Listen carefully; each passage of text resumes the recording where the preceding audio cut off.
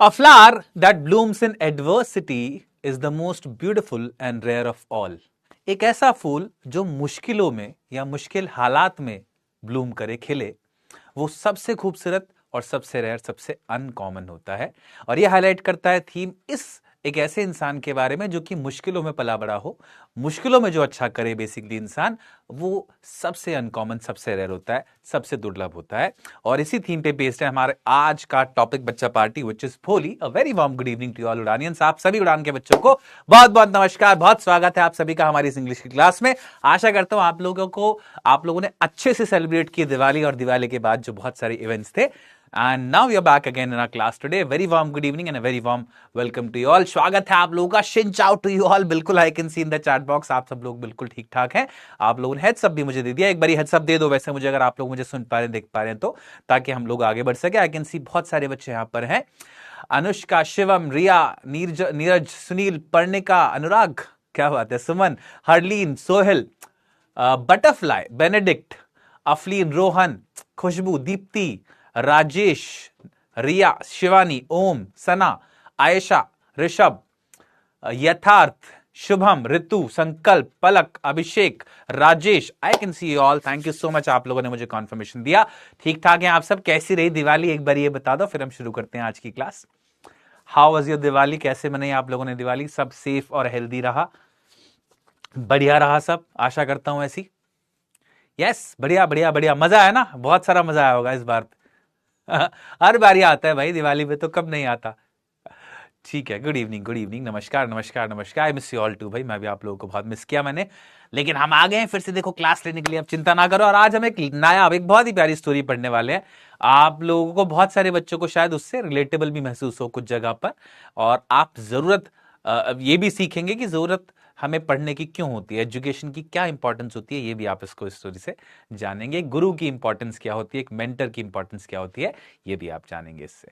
ठीक है, अच्छा रहा फेस्टिवल, कोई बोल रहा है मस्त रहा सर, बहुत बढ़िया, बहुत सारे क्रैकर जलाए हमने। हाँ यार, मजा आता है पटाखे जलाने में। वैसे तो कम ही जलाता हूं अब मैं, लेकिन हाँ, जब मैं जलाया करता था तो मेरे को बहुत मजा आता है। बट यस, अब थोड़ा सा कम हो गया है। ऑसम, मजा आया, मजा आया। ठीक है, छठ भी आने वाला है ऑफ कोर्स, यस, उसकी छुट्टी भी आप लोगों को आई बिलीव नोटिफिकेशन आ गया होगा। अगर कुछ है या नहीं, आई एम नॉट श्योर, मेरे पास भी नोटिफिकेशन नहीं है, बट आप लोगों को जल्दी ही आ जाएगा। ठीक है, करे खूब मस्ती करी सब, मजा आया, बहुत अच्छे। Thank you so much for all the wishes. मुझे विशेस आप लोगों की मिल गई थी, एंड मुझे याद है आप लोगों ने ऋतिक सर से क्लास में कॉल कराया है, तो yes, thank you, I remember all your kind wishes, so sweet of you all, thank you. चलो क्लास स्टार्ट करते हैं बच्चा पार्टी, क्योंकि चैप्टर थोड़ा सा लंबा है तो हम लोगों को थोड़ा सा टाइम देना पड़ेगा इसमें, और मुझे टाइम चाहिए होगा, इसलिए let's not waste any time, हम शुरू करते हैं अपने सेशन को। सबसे पहला सवाल, the old man finally kicked the bucket after a long illness. Kicked the bucket, इसका मतलब क्या होता है बच्चा पार्टी? मुझे लगता है मैंने आपको पहले भी बताया हुआ है इसका मतलब, लेकिन अब आप लोग सेंटेंस के थ्रू मीनिंग गेस कर सकते हैं। बताइए बताइए बताइए। Belated happy birthday, thank you so much भाई, मुझे मिल गया आप लोगों की best wishes, and it means the lot to me. मुझे बहुत बहुत खुशी हुई, आप लोगों की विशेस मुझ तक पहुंची, आप लोगों ने याद रखा, that meant the world to me, मुझे बहुत खुशी हुई है। ठीक है, स्टार्टिंग फॉर लॉन्ग चैप्टर। अरे लॉन्ग चैप्टर तो शायद आप मान सकते हैं उसको, पता नहीं, बट आपका नजरिया उसको लॉन्ग देखने का भी उस पॉइंट ऑफ व्यू से ना देखो। कहानी बहुत प्यारी है, ये बहुत ही प्यारी स्टोरी है, और मुझे तो लगता है ज्यादातर बच्चों की लाइफ की स्टोरी होगी शायद, इन द सेंस कि एक ऐसा बच्चा है स्टोरी में जो आप देखते हो। चलो बात करूंगा, अभी पहले क्वेश्चन कर लेते हैं, फिर स्टोरी के बारे में बात करेंगे। किक द बकेट मतलब होता है ऑप्शन सी, डाइड, गुजर जाए अगर कोई तो बोलते हैं kicked the bucket. Nearly 50% of you got it right, but कैसे यार, ये तो गलत नहीं होना चाहिए था, हमने पहले भी किया हुआ है। Okay, when his project failed he decided to go back to the drawing board। यहां पर go back to the drawing board इसका मतलब क्या होता है, ये आप लोगों को बताना है, बताइए। जब उसका प्रोजेक्ट फेल हो गया तो उसने डिसाइड किया will go back to the drawing board, कि वो ड्राइंग बोर्ड पे वापस जाएगा। To go back to the drawing board इसका मतलब क्या होता है, ये आप लोगों को बताना है। 4 ऑप्शन हैं, start again from the beginning, leave the project completely, complain about the failure, ask for help. बताइए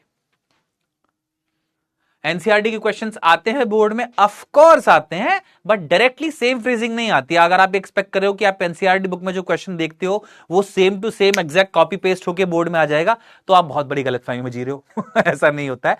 बट हाँ, एनसीईआरटी के क्वेश्चंस ही पूछे जाते हैं इन अ वे। एनसीईआरटी के क्वेश्चन के जो आंसर्स है ना, घुमा फिरा के वही आप एग्जाम में लिख के आते हो, अलग अलग क्वेश्चंस का बेसिकली आंसर होता है। जैसे एनसीईआरटी की फ्रेजिंग है उससे थोड़ा डिफरेंट क्वेश्चन एग्जाम में आएगा, बट हाँ कंटेंट ऑफ कोर्स वही होगा, वही आंसर्स जो आप इनके जवाब में लिखोगे वही आंसर्स वहां पे जो क्वेश्चन आएंगे उनके जवाब में आप लिखोगे, राइट। ओके, करेक्ट आंसर है बच्चा party option A, start again from the beginning, to go back to the drawing board. मतलब जब आप कोई काम कर रहे हो और वो सही से ना हो तो आप फिर से शुरुआत कर दें, फिर से। मैंने मैथ्स में बचपन में सुना था, एक बारी मेरे टीचर ऐसा बोलते थे कि अगर मैथ्स का कोई क्वेश्चन आपका गड़बड़ हो जाता है, ऋतिक सर से कंफर्म कर लेना भाई, मैं बस एक बात बता रहा हूं जो मैंने सुनी थी, मैंने भी किया उसको इंप्लीमेंट।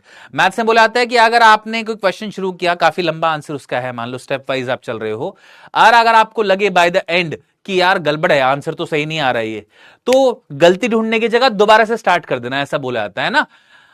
तो इसी को बोलते हैं to go back to the drawing board, जब आप शुरुआत से शुरू करें फिर से, है ना।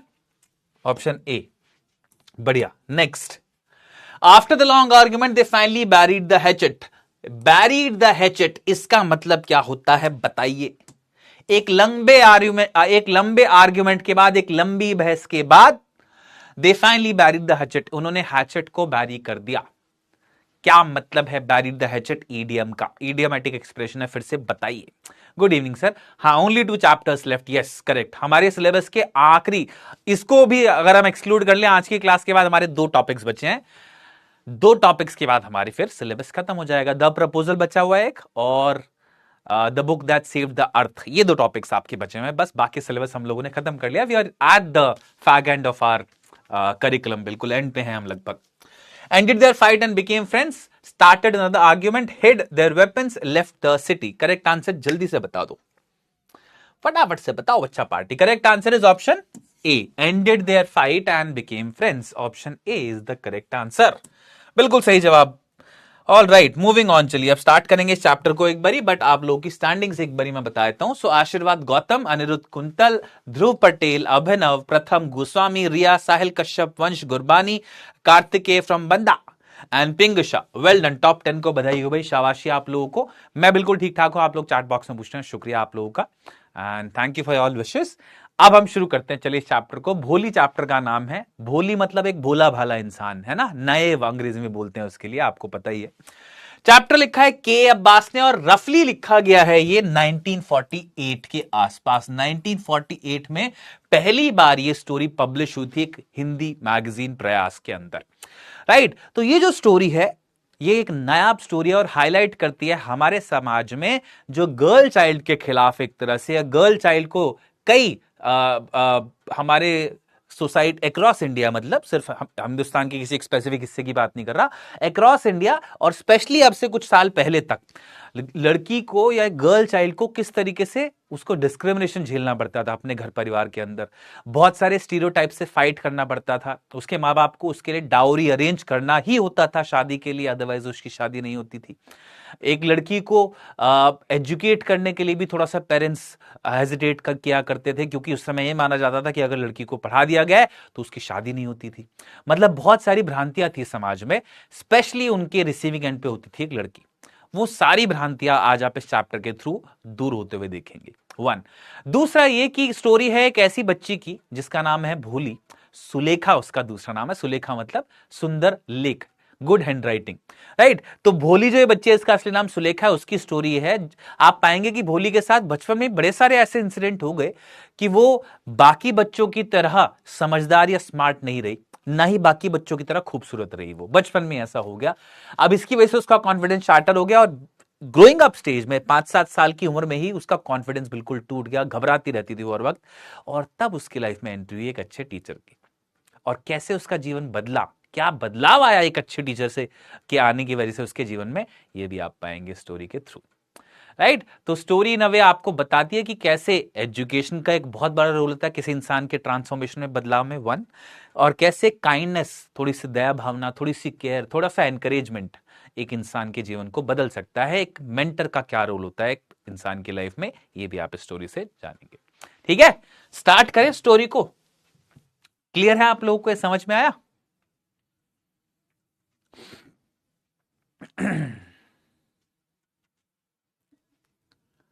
क्लियर है? स्टार्ट करें अब हम लोग। सर आज हमारे क्लास में पढ़ाया, ठीक है, बहुत इमोशनल स्टोरी है, इमोशनल भी है, प्यारी भी है, इंटरेस्टिंग भी है मुझसे, आपको मजा भी आएगा बहुत, मुझे भी बहुत मजा आता है इस स्टोरी को पढ़ाने में। ठीक है, करें स्टार्ट हम लोग? यस यस यस यस, ठीक है, okay, all right then, move on.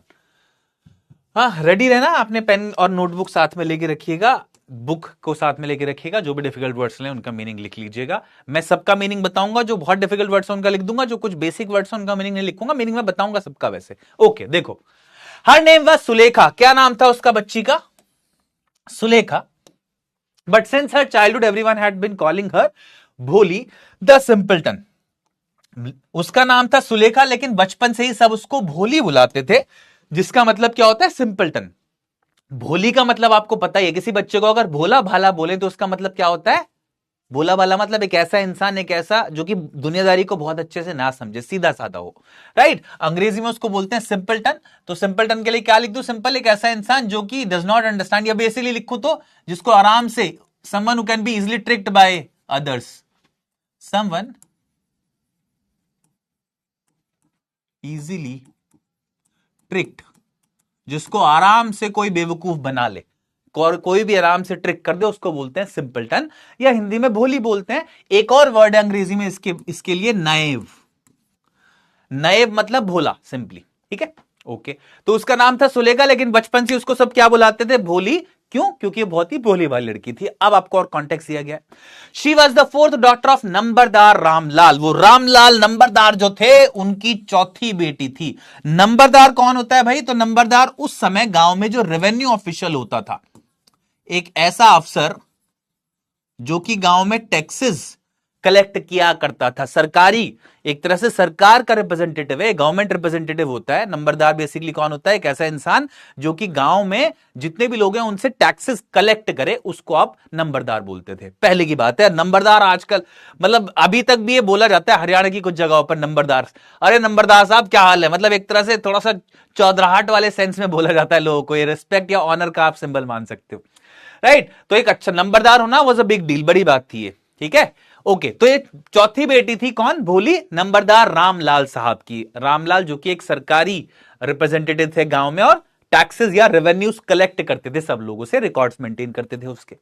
When she was 10 months old, जब मात्र ये 10 महीने की थी बेचारी, when she was 10 months old, she had fallen off the cot. Cot मतलब होता है खाट।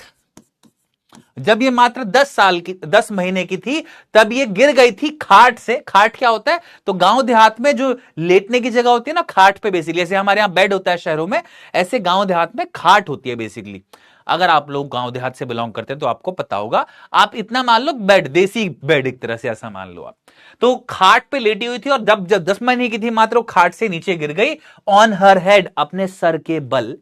And perhaps it had damage some part of a brain, और शायद, परहैप्स का मतलब होता है मे बी, और शायद उसके दिमाग का कोई हिस्सा डैमेज हो गया इसकी वजह से। That was why she remained a backward child and came to be known as भोली the simpleton। और इसीलिए she remained a backward child। backward मतलब पिछड़ा हुआ, यानी कि slow in learning। यहां पर क्या सेंस है? इसीलिए वो लर्निंग में स्लो थी, या उसका दिमाग डेवलप, जो मेंटली डेवलपमेंट था वो स्लो था, मेंटल डेवलपमेंट जो था उसका वो स्लो था, इसलिए वो बैकवर्ड रहेगी, पिछड़ी हुई रहेगी। मतलब बाकी बच्चों की जितनी स्पीड थी सीखने की, उससे कम थी। ये दिमाग, इसकी चोट लग गई थी सिर पे। And came to be known as Bholi, और इसीलिए इसका नाम भोली पड़ गया, the simpleton. At birth child was very fair and pretty. बचपन के जब ये जन्म हुआ था इस बच्ची का, तो ये बहुत ही फेयर, फेयर यानी कि गोरी, और प्रिटी यानी कि खूबसूरत, ब्यूटीफुल। ठीक है, तो जब इसका जन्म हुआ था बच्ची का, तो ये बहुत ही गोरी थी और खूबसूरत थी। लेकिन एक और ट्रेजेडी होगी। एक तो ये अपने सर के बल गिर गए 10 महीने की एज में, इसकी वजह से इसकी जो प्रोग्रेस थी, मेंटल जो डेवलपमेंट थी, वो स्लो थी बाकी बच्चों के कंपैरिजन में। और दूसरा इसके साथ क्या हुआ? But when she was 2 years old, जब ये 2 साल की थी बच्ची, 2 years old, she had an attack of small pox. इसको स्मॉल पॉक्स का एक अटैक हुआ। अब तो ये बीमारी बहुत कम है, चेचक बोलते हैं इसको। अब बहुत कम क्यों है? क्योंकि इसकी बचपन में ही वैक्सीनेशन लग जाती है, इंजेक्शन लगते हैं बचपन में, आपको भी लगे होंगे, आगे जो बच्चे होते हैं उनको भी लगते हैं, बट पहले इसकी वैक्सीनेशन क्योंकि इतनी कॉमन नहीं थी तो ये बहुत बच्चों को बीमारी होती थी। होता क्या है इसमें, और अगर आप अगेन गांव देहात से बिलोंग करते हैं, असल में जो स्टोरी जिसने लिखी है ना के अब्बास साहब ने, वो पानीपत के एक के रहने वाले हैं। तो आप बहुत सारे कल्चर जो दिल्ली हरियाणा नदर्न रीजन में देखते हो ना, नाम कल्चर जो चीजें यहां पर होती हैं वो स्टोरी के अंदर पाओगे, राइट। तो चेचक जो है ना एक ऐसी चीज है, बेसिकली इसको हम माता भी बोलते हैं, माता ही नॉर्मल टर्म्स देसी टर्म्स में माता बोला जाता है। होता क्या है इसमें कि किसी भी बच्चे के जब चेचक का अटैक होता है, स्मॉल पॉक्स का अटैक होता है, तो उसकी पूरी बॉडी पे निशान हो जाते हैं, छोटे छोटे लाल निशान, और वो लाल निशान ऐसे होते हैं कि उनमें हल्का हल्का पस भी भरा होता है, पॉक मार्क्स बोलते हैं उनको, और पूरी बॉडी पे रहते हैं वो। दिक्कत यह है कि जब वो पॉक मार्क्स ठीक, जब चेचक ठीक भी हो जाता है कुछ समय बाद, तो भी वो निशान रहते हैं परमानेंटली, वो निशान जाते नहीं है, इसलिए बीमारी इतनी खतरनाक है। इसलिए दिक्कत जो है स्मॉल पॉक्स की बहुत खतरनाक है। ऐसा नहीं है कि फेटल होती है, इससे किसी की मृत्यु नहीं होती, कभी भी डेथ नहीं होती इस बीमारी से। दिक्कत यह है कि अगर ये किसी को हो गया तो उसकी पूरी बॉडी पे छोटे छोटे निशान हो जाएंगे, लाल लाल निशान जिसमें पस भरा होगा, और जब ये बीमारी ठीक भी हो जाएगी तब भी वो निशान रह जाते हैं, उसका निशान कभी भी जाता नहीं है। ऐसी दिक्कत है बेसिकली इसमें। एनीवे, तो जब ये 10 साल की थी, सॉरी अगेन गलत बोल रहा हूं, 2 years old, जब ये 2 साल की थी, she had an attack of small pox, इसको चेचक का एक अटैक हो गया। Only the eyes were saved but the entire body was permanently disfigured by deep black pock marks. पूरी बॉडी आंखों को छोड़ के, only the eyes were saved, सिर्फ आंख बची इसकी पूरी बॉडी पे, जैसा आप देख रहे हो इमेज में, वो इसकी पूरी बॉडी परमानेंटली डिसफिगर हो गई। डिसफिगर मतलब स्पॉइल्ड या डैमेज। कैसे स्पॉइल्ड या डैमेज? यहां पर डिसफिगर्ड का मतलब क्या है, उसकी पूरी बॉडी पर निशान हो गए, चेहरे पर भी निशान हो गए, है ना। तो जो खूबसूरती है वो एक तरह से खत्म हो गई उसकी। By deep black pock marks, का गहरे गहरे black pock marks. Pock marks क्या होते हैं? Pus filled sores, pus filled sores बोलते हैं इनको अंग्रेजी में। चेचक के निशान बेसिकली, ये भी मान सकते हो आप, चेचक के दाग या निशान, ठीक है। ये पूरी बॉडी पे उसके बेचारी के हो गए। तो एक तो प्रोग्रेस, मेंटल डेवलपमेंट कम था इस बच्ची का, है ना। देखो कई लोगों की लाइफ में कितनी ट्रेजेडी होती है, इस बच्ची की लाइफ में ट्रेजेडी हो रही है। एक तो मात्र 10 महीने की एज में ये खाट से गिर गई, उस बच्चे में पता थोड़ी होता है ऐसे में बच्चे को कुछ, तो इसलिए इसका मेंटल डेवलपमेंट स्लो था, बाकी बच्चों के कंपैरिजन में स्लो थी मेंटल ग्रोथ के मामले में। और 2 साल की एज में इसको स्मॉल पॉक्स हो गया भाई, पूरी बॉडी पे निशान हो गए, तो जो खूबसूरती थी वो भी चली गई एक तरह से।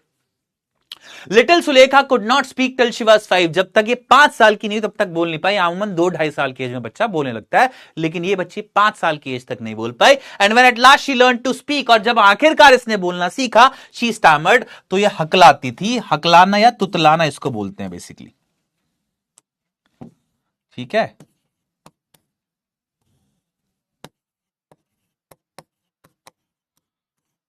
स्टैमर्ड मतलब हकलाना। स्पीच में जब आप ऐसे करके बोले, मेरा नाम अनुराग है, ऐसे करके बोलते हैं ना लोग, तो या तो इसलिए होता है कि स्पीच कोई डिफेक्ट है, स्पीच का कोई इशू है, या फिर नर्वस होता है इंसान बहुत, तब ऐसा होता है, राइट। तो एनीवे, जब आखिरकार इसने बोलना सीखा बच्चे ने, तो ये हकलाती थी।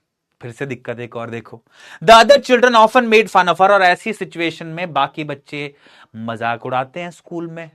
दिक्कत ये भी हुई, इस बच्ची के साथ भी ऐसी हुआ। The other children often made fun of her, बाकी बच्चे अक्सर उसका मजाक उड़ाते थे। एंड मिमिक्ड हर, और उसको मिमिक करते थे। मिमिक मतलब होता है इमिटेट करना या कॉपी करना किसी को मजाक उड़ाने के पॉइंट ऑफ व्यू से। जैसे कभी कुछ बोलती होगी, है, जैसे किसने इसका नाम पूछा, तुम्हारा नाम क्या, भोली, ऐसे करके बोलती होगी, तो बाकी बच्चे जो ठीक ठाक भी बोलते हैं, जो हकलाते नहीं, वो भी जान के ऐसी हकलाते हैं फिर मजाक उड़ाने के लिए, ठीक है। अब उससे क्या हुआ, as a result she talked very little, इसकी वजह से क्या हुआ, ये बहुत ही कम बोलना शुरू कर दिया इसने, कि बाकी जो मैं बोलूं बाकी बच्चे मेरे को कॉपी करते हैं, मेरा मजाक उड़ाते हैं, इसलिए इसने बोलना ही कम कर दिया, बहुत कम कर दिया बोलना। अब सोचो क्या क्या हो गया इस बच्चे के साथ मात्र 5-6 साल की एज में। Ramlal had 7 children, 3 sons and 4 daughters. Ramlal साहब के 7 बच्चे थे, 3 बेटे थे, 3 सन्स एंड 4 डॉटर्स, और 4 daughters and the youngest of them was Bholi, और उनमें सबसे छोटी, यंगेस्ट मतलब स्मॉलेस्ट, जो सबसे यंग थी उनमें, यानी कि जो सबसे छोटी थी उम्र में, वो थी Bholi. It was a prosperous farmers household and there was plenty to eat and drink. With prosperous, prosperous मतलब होता है रिच, खुशहाल, धनवान, ठीक है, प्रॉस्परस मतलब जिनके पास खूब सारा पैसा हो, जिनके पास कोई दिक्कत ही ना हो पैसे की, खुशहाल बोलते हैं, धनवान बोलते हैं, समृद्ध बोलते हैं। ठीक है, तो it was a prosperous farmers house hold. जो एक घर था रामलाल जी का, ये एक बहुत ही समृद्ध, खुशहाल, पैसे वाला किसान का घर बार था, हाउस होल्ड था। And there was plenty to eat and drink. Plenty मतलब इनफ या लॉट ऑफ, और इस घर में काफी था खाने पीने के लिए, यानी कि पैसे की दिक्कत नहीं थी इनको, गरीब घर बार नहीं था इनका। ऑल द चिल्ड्रन एक्सेप्ट भोली वर हेल्दी एंड स्ट्रॉन्ग। जितने ही बच्चे थे भोली को छोड़कर वो सब बहुत ही हेल्दी भी थे, सेहतमंद थे और मजबूत थे, स्ट्रॉन्ग थे। The sons had been sent to the city to study in schools and later in colleges. जो लड़के थे उनको एज कल्चर, उस समय पे कल्चर था, ट्रेडिशन था, क्या लड़कों को भेजा जाता था बाहर बढ़िया स्कूल में पढ़ने के लिए, पढ़ाने लिखाने के लिए। अगर भेजा जाता था तो लड़कियों को गांव में पढ़ाया जाता था। अजीब बात थी बट थी, ये कल्चर था। The sons had been sent to the city to study in school. बच्चों को भेजा गया शहर में स्कूल में पढ़ने के लिए, then later in college, और उसके बाद कॉलेज में पढ़ने के लिए। Of the daughters, Radha the eldest had already been married. लड़कियों का क्या था, 15-16 साल की एज होते ही शादी कर दी जाती थी। आपको शायद पता भी हो ये बात, और ये स्पेशली प्रेवलेंट था हरियाणा में, इधर पंजाब में, दिल्ली में, जो भी आसपास नदर्न रीजन था। शायद साउथ में भी ऐसे ही रहा होगा मोस्ट लाइकली, बट यहां पर तो था ही था, ये मैं श्योर हूं। राइट, तो भाई लड़कों को पढ़ने के लिए भेज दिया गया, जबकि लड़कियों की जैसी 16 साल उनकी शादी की बात शुरू हो गई। अब क्या हुआ उसमें, ऑफ द डॉटर्स, बेटियों में राधा जो एल्डेस्ट थी, जो राधा थी बेसिकली, जो सबसे बड़ी थी, हैड ऑलरेडी बीन मैरिड, उसकी शादी हो चुकी थी। The second daughter Mangala's marriage had already been settled. Settled मतलब फिक्स्ड। जो दूसरी बेटी थी, दूसरे नंबर पे जो आती है बेसिकली, वो कौन थी, मंगला। उसकी शादी फिक्स हो चुकी थी। ठीक है, उसकी शादी अरेंज कर दी गई थी, मतलब होने वाली थी कुछ समय में। And when that was done, Ramlal would think of the third, Champa. और जब मंगला की शादी हो जाती, चंपा राधा की हो गई, उसके बाद मंगला की फिक्स हो चुकी है, तो जब उसकी शादी हो जाती है, व्हेन दैट वाज डन, यानी कि जब ये शादी जो फिक्स हुई है मंगला की वो हो जाएगी, Ramlal would think of the third, Champa. Ramlal अपनी तीसरी बेटी चंपा के बारे में सोचेगा, शादी करने की सोचेगा उसकी। ठीक है, They were good looking healthy girls and it was not difficult to find bridegrooms for them. अच्छी बात ये थी कि ये जो लड़कियां थी तीनों, ये गुड लुकिंग थी, यानी कि देखने में अच्छी थी, हेल्दी थी, यानी कि शारीरिक तौर पे बहुत ही सेहतमंद थी, मजबूत थी, हेल्दी थी। And it was not difficult to find bridegrooms for them, और इनके लिए ब्राइड ग्रूम यानी कि इनके लिए दूल्हा ढूंढना, इनके लिए कोई लड़का ढूंढना अच्छा सा शादी करने के लिए, वॉज नॉट डिफिकल्ट, वो मुश्किल नहीं होने वाला था। But Ramlal was worried about भोली। लेकिन रामलाल, एक बाप जो चिंता करता है, वो क्या चिंता थी बाप की यहां पर, वो चिंता थी भोली को लेकर। She had neither good looks nor intelligence. ना तो उसके पास अच्छी लुक्स थी, ना तो वो अच्छी दिखती थी, ना तो गुड लुक्स थी, ना ही इंटेलिजेंट थी, ना ही समझदार थी, चालाक थी, स्मार्ट थी बाकी बच्चों की तरह जो उसकी एज के थे। तो रामलाल इसके बारे में चिंतित था कि यार इसकी शादी कैसी होगी। और ये तो उस समय तो छोड़ो, आज भी प्रेवलेंट है। अगर एक ऐसी लड़की हो, लड़का भी मान सकते हो, दोनों ही अब तो इस चीज में बराबर से हैं, लेकिन उस वक्त बहुत ज्यादा क्योंकि डिस्क्रिमिनेशन था, आप मान सकते हो किसी लड़कियों के खिलाफ। तो उस समय तो अगर कोई लड़की खूबसूरत ना हो, अच्छी ना दिखती हो, या उसके चेहरे पे ऐसे निशान है जैसे इसके चेहरे पे हैं, तो उसकी शादी बड़ी मुश्किल हो जाती थी करना। और अगर करनी है तो बहुत सारा डाउरी, दहेज वहेज देना पड़ता था, मतलब कुछ तिगड़म लगा के शादी हो पाती थी। और ये बच्ची तो चेहरे पे भी निशान थे और साथ साथ बचपन में गिर गई थी चोट, तो जो मेंटल ग्रोथ था वो भी स्लो था बाकी बच्चों के कंपेरिजन में। Bholi was 7 years old when Mangala was married. जब मंगला की शादी हो गई तो भोली मात्र 7 साल की थी। The same year primary school for girls was open in their village. उसी साल इनके स्कूल में, इनके गांव में एक प्राइमरी स्कूल खोला गया। ठीक है, एक प्राइमरी स्कूल ओपन हुआ इनके गांव में। प्राइमरी स्कूल मतलब एक ऐसा स्कूल जो कि 5th ग्रेड तक हो, 5वीं क्लास तक का स्कूल। ठीक है, the tehsildar came to perform its opening ceremony. Tehsildar साहब आए। तहसीलदार कौन होता है भाई, तो तहसील होता है, अगर आप लोगों ने सुना हो ये शब्द, तो एक गवर्नमेंट ऑफिशियल होता है, गवर्नमेंट इंचार्ज होता है एक तरह से एक तहसील का। जैसे डिस्ट्रिक्ट होती है ना, जिला होता है, जिला की एक छोटी सब यूनिट होती है तहसील। 2 तहसील मिलके हो सकता है एक जिला बनाए, 2 या 3 तहसील मिलके एक जिला बनता है आमूमन। पहला था, अब तो खैर जिले ही रह गए। तहसील जो होता है उसका जो मालिक होता है एक तरह से, जैसे एक डिस्ट्रिक्ट का मालिक होता है कलेक्टर या आईएएस ऑफिसर, ऐसी एक तहसील का जो इंचार्ज होता है वो होता है तहसीलदार। ठीक है, तो इंचार्ज ऑफ अ तहसील। आपके दादाजी या आपके पिताजी, उनको पता होगा इसके बारे में, उनसे पूछिएगा। तो तहसीलदार कौन होता है? एक तरह से कलेक्टर होता है, अच्छा बड़ा रैंक होता है, मतलब सरकारी अफसर होता है, ये मानिए आप। एक तहसील का मालिक होता है, एक तरह से इंचार्ज होता है, जैसे कि एक आईएएस अफसर एक डिस्ट्रिक्ट का मालिक होता है। एनीवे, तो तहसील, अब जब ये इनके स्कूल में प्राइमरी स्कूल खुला तो तहसीलदार साहब जो थे ना, साहब came to perform its opening ceremony, वो उसकी ओपनिंग सेरेमनी यानी कि उद्घाटन समारोह आए परफॉर्म करने के लिए।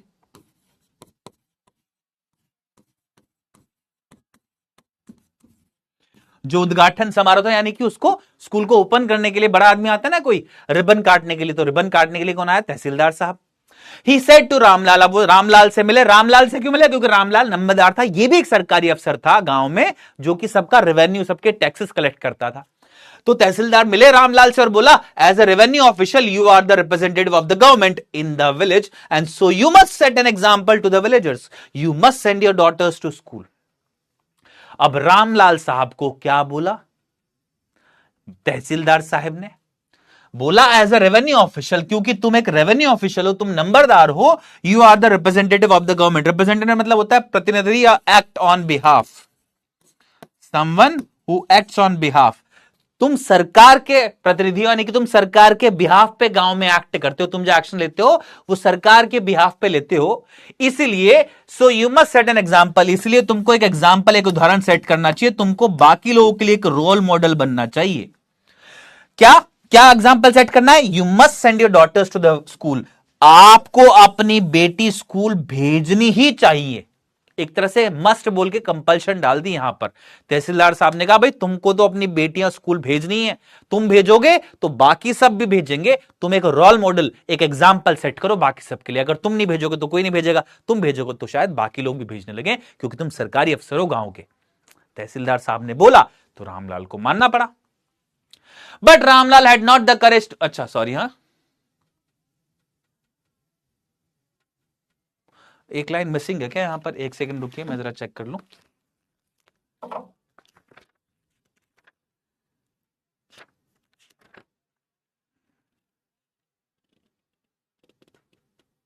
हाँ एक लाइन मिसिंग है, हाँ I beg your pardon then. तो क्या लाइन मिसिंग है भाई?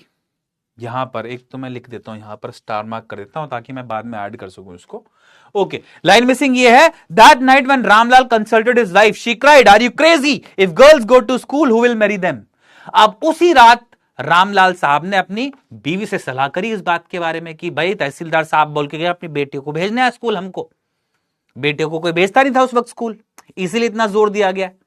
तो तहसीलदार साहब ऐसा बोल के गए हैं, जैसी बीवी, होम मिनिस्टर से बातचीत तो करनी पड़ेगी भाई, होम मिनिस्टर साहब से बातचीत करी, घर पे बीवी से बातचीत करी जाकर। तो बीवी का रिएक्शन था, are you crazy if girls go to school who will marry them? तुम पागल हो क्या, क्रेजी हो क्या? अगर लड़कियां स्कूल गई तो उनसे शादी कौन करेगा?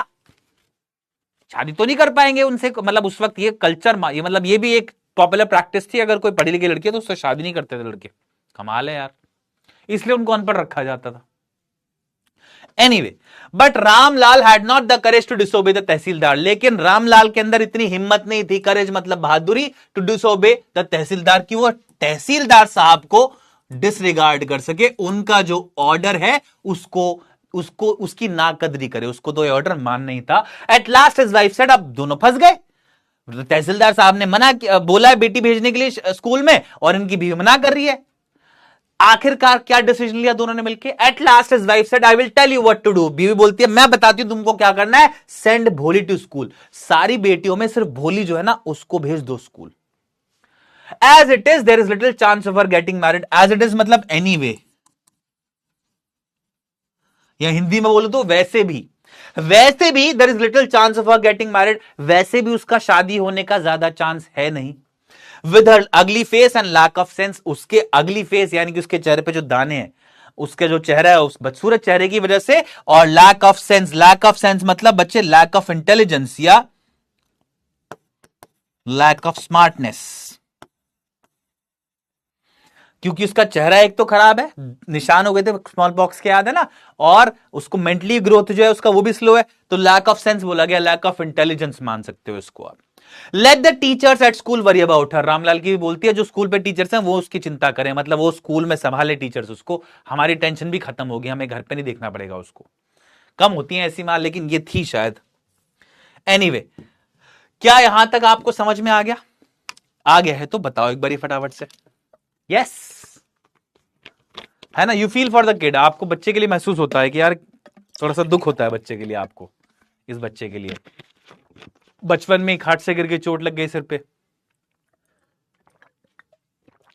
और फिर उसके बाद स्मॉल पॉक्स भी हो गया, एक के बाद एक के बाद एक दिक्कत होती जा रही है इस बच्ची को, है ना? और उस वक्त तो लड़कियों को कुछ प्रॉब्लम होती है तो सबसे बड़ी अड़चन उनकी शादी नहीं हो पाती थी, है ना? राइट? तो गलत समय पे गलत चीजें हो रही हैं इस बच्ची के साथ। चलो कोई बात नहीं, आगे देखते हैं। Why is Bholi's father worried about her? Question का जवाब दो फटाफट से कि भोली के जो पिताजी हैं वो उसको लेके चिंतित क्यों हैं? बोला गया ना टेक्स्ट में कि भोली के पिताजी बहुत चिंतित है, उसको लेके क्यों है चिंतित, बताइए। स्टोरी जो है ना आप सब लोगों के लिए एक मैसेज बनेगी। अभी देखो इतनी दिक्कतें हैं और उस समय पर हैं जिस समय पर बहुत सारी एक तरह से प्रॉब्लम्स होती थी एनीवे लड़कियों को समाज में निकलने में, समाज में बोलने वाली जो लड़की होती थी वो तो बहुत ही कम होती थी, पढ़ी लिखी लड़कियां नहीं होती थी, है ना? मना था लड़कियों को पढ़ाना। उस समय पर इतनी दिक्कतें हो रही हैं इस बच्ची को, तो आप लोगों के लिए मिसाल बनेगी स्टोरी, एक बार सीखिएगा अब इससे कुछ। Anyway, because she is not as beautiful and intelligent as her sisters, because she often falls sick, because she wants to go to city for her studies, because she argues with her parents frequently. यहां ly भी होना चाहिए वैसे, ठीक है। Correct answer क्या बच्चा party? Option B, because she is not as beautiful as intelligent her sisters, क्योंकि ना तो बहुत इंटेलिजेंट है ना ही ब्यूटीफुल है। Next, for what unusual reasons is Bholi sent to school? ये इंपॉर्टेंट क्वेश्चन है। किस अजीब से कारण की वजह से भोली को स्कूल भेजा गया? किस अजीब अनयूजुअल कारण से भोली को स्कूल भेजा गया?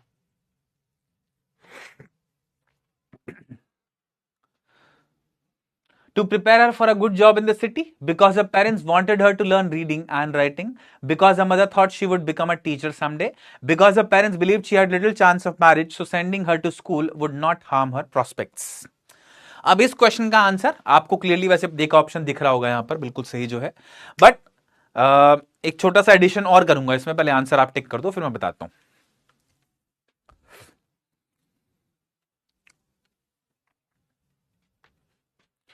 करेक्ट आंसर है बच्चा पार्टी ऑप्शन, हाँ ऑप्शन, ठीक है, ऑप्शन डी इज करेक्ट, बिल्कुल सही, ठीक है। अरे वाह यार, आप लोगों ने, सब लोगों ने बढ़िया जवाब दिया है सही।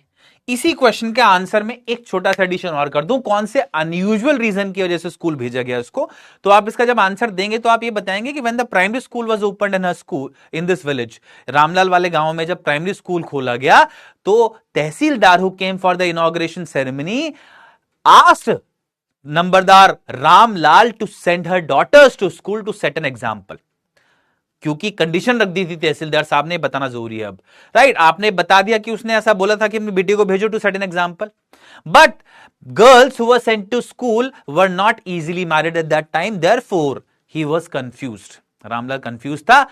Now because this girl, this Bholi is not very pretty, she has pock marks on her face and she lacks her sense, yeah, she is not very intelligent also, therefore she was sent to school because it would not harm her prospects of getting married, क्योंकि उसके जो prospects हैं, उसकी जो possibility है शादी होने की, उसको कोई नुकसान नहीं पहुंचेगा। क्यों नहीं पहुंचेगा? क्योंकि वैसे भी कम ही है चांसेस। ठीक है, आगे देखो, अब आगे देखिए फटाफट से, आगे देखो अब क्या होता है। The next day Ramlal caught भोली by hand and said, come with me, I'll take you to school. भोली was frightened, frightened मतलब होता है scared। अगले ही दिन क्या हुआ भाई, मियां बीबी ने सलाह करी थी कल रात की इसको भेज देते हैं, तो अगले ही दिन क्या होता है, भोली was caught, रामलाल caught भोली by hand, रामलाल ने भोली को हाथ से पकड़ा एंड सेड, और बोला come with me, मेरे साथ चलो, I'll take you to school, मैं तुमको स्कूल लेके जाऊंगा। भोली को क्या पता स्कूल क्या होता है, she was frightened, वो डर गई बेचारी। She did not know what a school was like, उसको नहीं पता था कि स्कूल कैसा होता है। She remembered how few days ago their old cow Lakshmi had been turned out of the house and sold. उसको तो बस इतना याद आया, एक भोला बच्चा कैसे सोचता है, कैसे देखता है दुनिया को। देखो इस बच्ची को जब इसके पापा ने, रामलाल साहब ने पकड़ के ले जाने की कोशिश करी स्कूल की तरफ, तो इसको सिर्फ इतना याद आया, she remembered how few days ago their old cow Lakshmi, इसको याद आया कि कुछ दिन पहले इनकी एक बुजुर्ग गाय जो थी लक्ष्मी जिसका नाम था, had been turned out of the house and sold, उसको घर से बाहर निकाला गया था और बेच दिया गया था। तो उसको लगा जैसे गाय को निकाला जा रहा है ऐसे कहीं मेरे को निकाला जा रहा हो। डर रही थी बेचारी। No, no, no, no, no, no. She shouted in terror and pulled her hand away from her father's grip. Terror मतलब fear. वो चिल्लाई, no, no, no, no. डरते हुए मना किया उसने, चिल्लाई वो डर में, and pulled her hand away from her father's grip. और उसने अपने पिताजी की जो ग्रिप थी, ग्रिप यानी कि होल्ड, जो अपने पिताजी की ग्रिप थी उससे अपना हाथ खींचा ऐसे पीछे की तरफ। What's the matter with you, you fool? shouted Ramlal. Ramlal गुस्से में आ गया, एकदम चिल्ला के बोलता है, अरे बेवकूफ, क्या प्रॉब्लम क्या है तेरे साथ? I am only taking you to school, मैं तो तुझे बस स्कूल लेके जा रहा हूं। Then he told his wife, और फिर उसने अपनी बीवी को बोला, let her wear some decent clothes today, आज इसको कुछ अच्छे कपड़े पहना दो, डिसेंट कपड़े पहना दो, और else what will teachers and the other school girls think of us when they see her, और अगर ऐसा नहीं किया तुमने, जैसे कपड़े इसने पहने हुए वैसे ही पहन के चली गई स्कूल, तो जो टीचर्स हैं या बाकी स्कूल की बच्चियां हैं वो हमारे बारे में क्या सोचेंगी? वो क्या सोचेंगे हमारे बारे में? हमारी इज्जत दाव पे आ जाएगी। मैं नंबरदार हूं गांव का और बेटी ने ऐसे गंदे कपड़े पहने हुए। New clothes had never been made for Bholi, and this takes my heart away. मतलब चोट लगेगी आपके मन में बात सुन के। ये जो बच्ची थी जिसको बहुत प्रॉब्लम थी पहले ही, अब हमारी फैमिलीज में या ट्रेडिशनल फैमिलीज में बहुत सारे बच्चे होते हैं एनीवे, है ना, बहुत सारे बच्चे होते थे पहले, और बहुत सारे बच्चों में कुछ एक आध बच्चा कोई बचता था, बहुत सारी बीमारियां भी थी। अब दिक्कत ये थी ऐसे में अगर कोई मेंटली कोई ऐसा बच्चा है जिसका मेंटल ग्रोथ स्लो है तो वो बिल्कुल इग्नोर्ड होता था, मतलब उसको बहुत ही ज्यादा इग्नोर सा किया जाता था। इस बच्चे को भी इग्नोर किया जाता है इसके घर में, and therefore new clothes had never been made for Bholi, Bholi के लिए कभी नए कपड़े बनवाए ही नहीं गए थे। The old dresses of her sisters were passed on to her, passed on to her मतलब गिवन टू हर, जो इसकी बड़ी बहनें थी उनके जो पुराने कपड़े थे ना वो इसको दे दिए जाते थे, उनके कपड़े जब आना बंद हो जाते थे तो इसको दे दिए जाते थे। No one care to mend और वॉश हर क्लोथ्स, मेंड मतलब रिपेयर, कोई भी इसके कपड़े ना तो रिपेयर करता था, ना ही ठीक करता था, ना ही वॉश किया करता था। But today she was lucky to receive a clean dress which had shrunk after many washings and no longer fitted चंपा।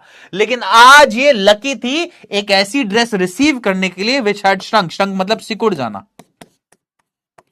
आज ये लकी थी क्योंकि इसको एक ऐसी ड्रेस मिल गई थी जो कि which had shrunk, जो कि सिकुड़ गई थी आफ्टर मेनी वॉशिंग, कई बार धोने के बाद वो ड्रेस सिकुड़ गई थी, एंड नो लॉन्गर फिटेड चंपा, और अब वो चंपा जो उसकी बड़ी बहन थी उसको नहीं आती थी, सिकुड़कर छोटी हो गई थी वो ड्रेस, इसलिए इसको साफ ड्रेस मिल गई आज। अदरवाइज ये बेचारी कैसे कपड़े पहना करती थी? ऐसे कपड़े जो कि ना कभी कभी धोए जाते थे और कभी फट जाए तो उसको रिपेयर ठीक भी नहीं किया जाता था, पुराने बिना धुले कपड़े लगातार पहना करती थी। She was even bathed and oil was rubbed into her dry matted hair, उसको नहलाया भी गया और उसके बालों में ऑयल भी लगाया गया। कैसे बाल थे? ड्राई और मैटेड, मैटेड मतलब टैंगल्ड, उलझे हुए।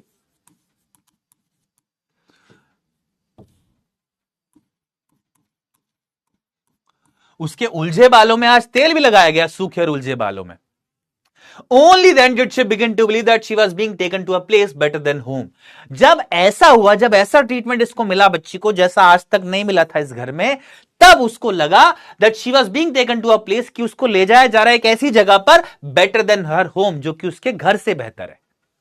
When they reached the school, the children were already in their classrooms। जब ये स्कूल पहुंचे रामलाल जी अपनी बेटी को लेकर, तो इसने पाया, रामलाल जी ने पाया कि जो बच्चियां थी स्कूल में वो ऑलरेडी अपनी क्लासरूम्स में बैठ चुकी थी, ये थोड़ा लेट हो गए थे एक तरह से। Ramlal handed over his daughter to the headmistress, Ramlal ने अपनी बेटी को, डॉटर को हेडमिस्ट्रेस को हैंड ओवर कर दिया। हेडमिस्ट्रेस यानी कि जो प्रिंसिपल थी स्कूल को, उनके हाथ में हाथ दे दिया एक तरह से इस बेटी का कि आप देखो अब इसको। Left alone, the poor girl looked about her with fear-laden eyes। अब ये बच्ची अकेले रह गई, यानी कि इसकी फैमिली को कोई इसके साथ नहीं है, ये अपनी प्रिंसिपल के साथ एक तरह से स्कूल में है। The poor girl, poor मतलब बेचारी, looked about मतलब looked around nervously। fear-laden मतलब होता है filled with fear। अभी बच्ची अकेले रह गई, इसके घर का कोई इसके साथ नहीं, छोटा बच्चा अकेला वैसे भी डरता है, तो ये बेचारी लड़की अपने चारों तरफ बड़े नर्वसली देखने लगी। लुक्ड अबाउट हर मतलब अपने चारों तरफ देखना, स्कूल में चारों तरफ देखने लगी कि क्या हो रहा है, बड़े नर्वसली, घबराती हुई। विद फियर लेडन आइज, इसकी आंखों में डर भरा हुआ था। There were several rooms and in each room girls like her squatted on mats. Squatted मतलब होता है to sit on heels.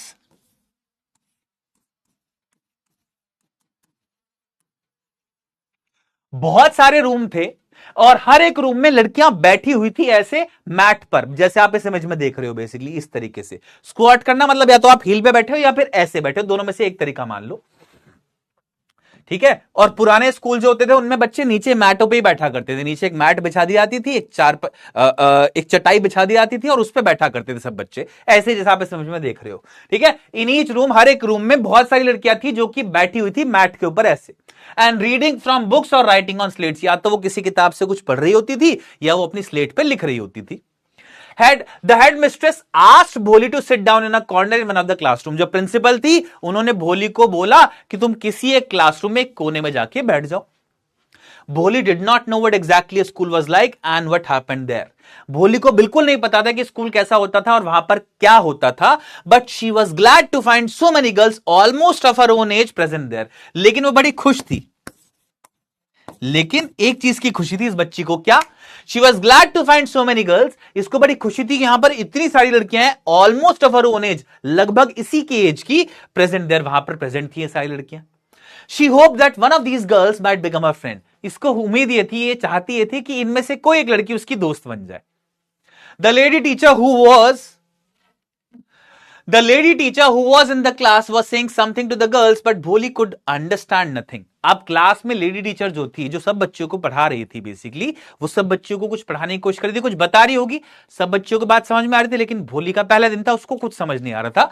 She could understand nothing, उसको कुछ समझ नहीं आया। She looked at the pictures on the wall, वो तो बस जो बराबर में दीवार पे पिक्चर्स थी ना उनकी तरफ देख रही थी, ठीक है। बाकी सब बच्चियां देख रही हैं मैडम की तरफ, लेकिन भोली तो सिर्फ दीवार पे जो पिक्चर्स लगी हैं उनकी तरफ देख रही है, ठीक है। The colors fascinated her। The horse was brown, just like the horse on which the tehsildar had come to visit their village। The colors fascinated मतलब होता है बच्चे attracted। अब जो पिक्चर्स ही देख रही थी ना उनपे जो कलर, जिस तरह का कलरिंग थी पिक्चर्स पे, उसने बड़ा इंटरेस्ट किया इसको, उसने बड़ा अट्रैक्ट किया इसको, बच्ची को। उसको देख के इंटरेस्ट आया पिक्चर्स को देख के इस बच्ची को। कैसे? जो हॉर्स बैठा हुआ था वहां पर, the horse was brown just like the horse. जो हॉर्स इसने देखा इस इमेज में वो ऐसे ही ब्राउन था जैसे कि वो हॉर्स था on which tehsildar had come to visit their village, जिस घोड़े पे बैठकर तहसीलदार साहब आए थे गांव में। The goat was black like the goat of their neighbour. जो गोट वहां पर बनी हुई थी वो ऐसे ही गोट थी, ब्लैक थी, जैसे कि गोट इनके पड़ोसी की एक थी। The parrot was green like the parrot she had seen in the mango orchard, orchard मतलब गार्डन। जो पैरेट था इमेज में, फोटो में, पिक्चर में, वो ग्रीन कलर का था, ऐसे ही जैसे कि इसने एक मैंगो के गार्डन में देखा था एक parrot. And the cow just like their Lakshmi. और जो गाय बनी हुई थी इमेज में वो बिल्कुल इनकी लक्ष्मी के जैसी थी। एंड सडनली भोली notice that the teacher was standing bye her side smiling at her. और तभी एकदम से इसने पाया कि टीचर तो इसी के बराबर में आकर खड़ी होगी एकदम से, है ना। स्टैंडिंग बाय हर साइड मतलब नेक्स्ट टू हर, बिल्कुल इसके बराबर में खड़ी थी टीचर, स्माइलिंग एट हर, और इसकी तरफ देखकर स्माइल कर रही थी। What's your name little one? छोटी बच्ची तुम्हारा नाम क्या है? बब्बो बब्बो, वो बोल ही रही थी, स्टैमर करने की दिक्कत थी ना। She could stammer no further than that. और वो इसके आगे नहीं हकला पाई, बेचारी इतनी बोल के रुक गई, पूरा नाम भी नहीं बोल पाई अपना। Then she began to cry and tears flowed from her eyes in a helpless flood. फिर वो रोने लगी बेचारी, है ना। जब स्कूल में आपको थोड़ा घबराहट सी ऐसे हो जाए, बोल भी ना पाओ सोचो, तो ये बेचारी बच्ची रोने लगी। And tears flowed from her eyes in a helpless flood. और उसकी आंखों से आंसू लगातार गिरने लगे, ऐसे बाढ़ आ जाती है ना आंसू की, ऐसी बाढ़ आ गई, मतलब बहुत रोई है बच्ची। She kept her head down as she sat in her corner। ये एक कोने में जहां बैठी हुई थी वहीं पे इसने सिर नीचे रख के रोती रही बेचारी, सिर नीचे रखा है इसने। Not daring to look up at the girls who she knew was still laughing at her। और इसकी हिम्मत भी नहीं हो रही थी ऊपर देखने की, डेयर मतलब हिम्मत करना, इसकी हिम्मत भी नहीं हो रही थी ऊपर देखने की, लुकअप करने की। किस तरफ? एट द गर्ल्स, उन सब लड़कियों की तरफ जो क्लास में बैठी थी। Who she knew were still laughing at her. और उसको मालूम था कि ये सारी लड़कियां उसके ऊपर हंस रही होंगी। When the school bell rang, all the girls scurried out of the classroom। जब स्कूल की बेल बजी, एंड वाली जो बेल होती है, तो all the girls scurried out। scurried out मतलब to move out quickly and excitedly। जैसी स्कूल की बेल बजी सारी बच्चियां स्कूल से बाहर निकल गई एकदम से, और ते खुशी के साथ एकदम से शोर मचाती हुई। उसको बोलते हैं स्करी आउट करना, राइट। तो she scurried out of the classroom, सारे बच्चे जो है स्करीड आउट करे, मतलब सारी लड़कियां निकल गई स्कूल से भागकर। बट भोली did not leave her corner, लेकिन भोली तो वहीं बैठी रही, उसने हिम्मत ही नहीं करी बाहर जाने की बेचारी ने। हर head still lowered, she kept on sobbing, उसका सर अभी भी नीचे था, and she kept on सोबिंग, sobbing मतलब क्राइंग, सुबकना, सिसक सिसक के रोना, मतलब आप बहुत देर से जब रो रहे हैं और आपका ऐसे होने लग रहे होते रोते, इसको बोलते हैं सॉब करना, है ना। भोली, the teacher's voice was so soft and soothing, in all her life she had never been called like that, it touched her heart। एकदम से किसी ने आवाज बोली बड़े प्यार से, भोली। The teacher's voice was so soft and soothing, जो टीचर की आवाज थी बहुत ही सॉफ्ट थी और सूदिंग थी। सूदिंग मतलब कंफर्टिंग, जिसको सुन के अच्छा लगे, सुकून सा मिले जिसको सुन के। तो टीचर की आवाज जो थी ना बड़ी प्यारी, सूदिंग सी थी, कंफर्टिंग सी थी, है ना। In all her life she had never been called like that, इतने प्यार से पूरे जीवन में इसको किसी ने नहीं बुलाया था। इट टच्ड हर हार्ट, इसके मन को छुई आवाज जो थी। Get up said the teacher, it was not a command but just a friendly suggestion. Teacher ने कहा उठो, गेट अप, उठो, आदेश नहीं था, कमांड नहीं थी ये, but just a friendly suggestion, बस बड़े प्यार से टीचर ने बोला कि उठो। भोली गॉट अप, भोली उठी। Now tell me your name, sweat broke out over her whole body. जैसी टीचर ने बोला आप मुझे अपना नाम बताओ, तो स्वेट, स्वेट मतलब होता है पसीना, ब्रोक आउट मतलब स्टार्टेड, पूरे बॉडी पे उसके पसीना आ गया एकदम से। पसीना आना मतलब किस चीज का इंडिकेशन, नर्वस होने का, ठीक है। क्यों? Would her stammering tongue again disgrace her? इसको डर ये था कि जो मेरी हकलाने वाली जबान है वो मुझे क्या फिर से डिस्ग्रेस करेगी। डिस्ग्रेस मतलब इंसल्ट या एम्बैरेस। क्या जो मेरी जबान जो कि हकलाती, यानी कि बोलते समय मैं जो हकलाती हूं, मैं दोबारा कोशिश करूंगी अगर अपना नाम बताने की, तो क्या मेरी जबान फिर से मुझे वो बोल ना पाए, हो सकता है और मैं इंसल्टेड फील करूं, दोबारा से मेरी बेइज्जती हो जाए, फिर से बोल ही ना पाऊं मैं। For the sake of this kind woman however she decided to make an effort. लेकिन भोली को लगा कि मेरे सामने जो टीचर है बड़ी प्यारी है, बहुत ही दयालु है, काइंड है। For the sake of this kind woman, इस दयालु औरत के लिए, however she decided to make an effort, Bholi ने कोशिश करने की सोची, डिसाइड किया कि मैं एक एफर्ट करती हूं, मैं एक कोशिश करती हूं।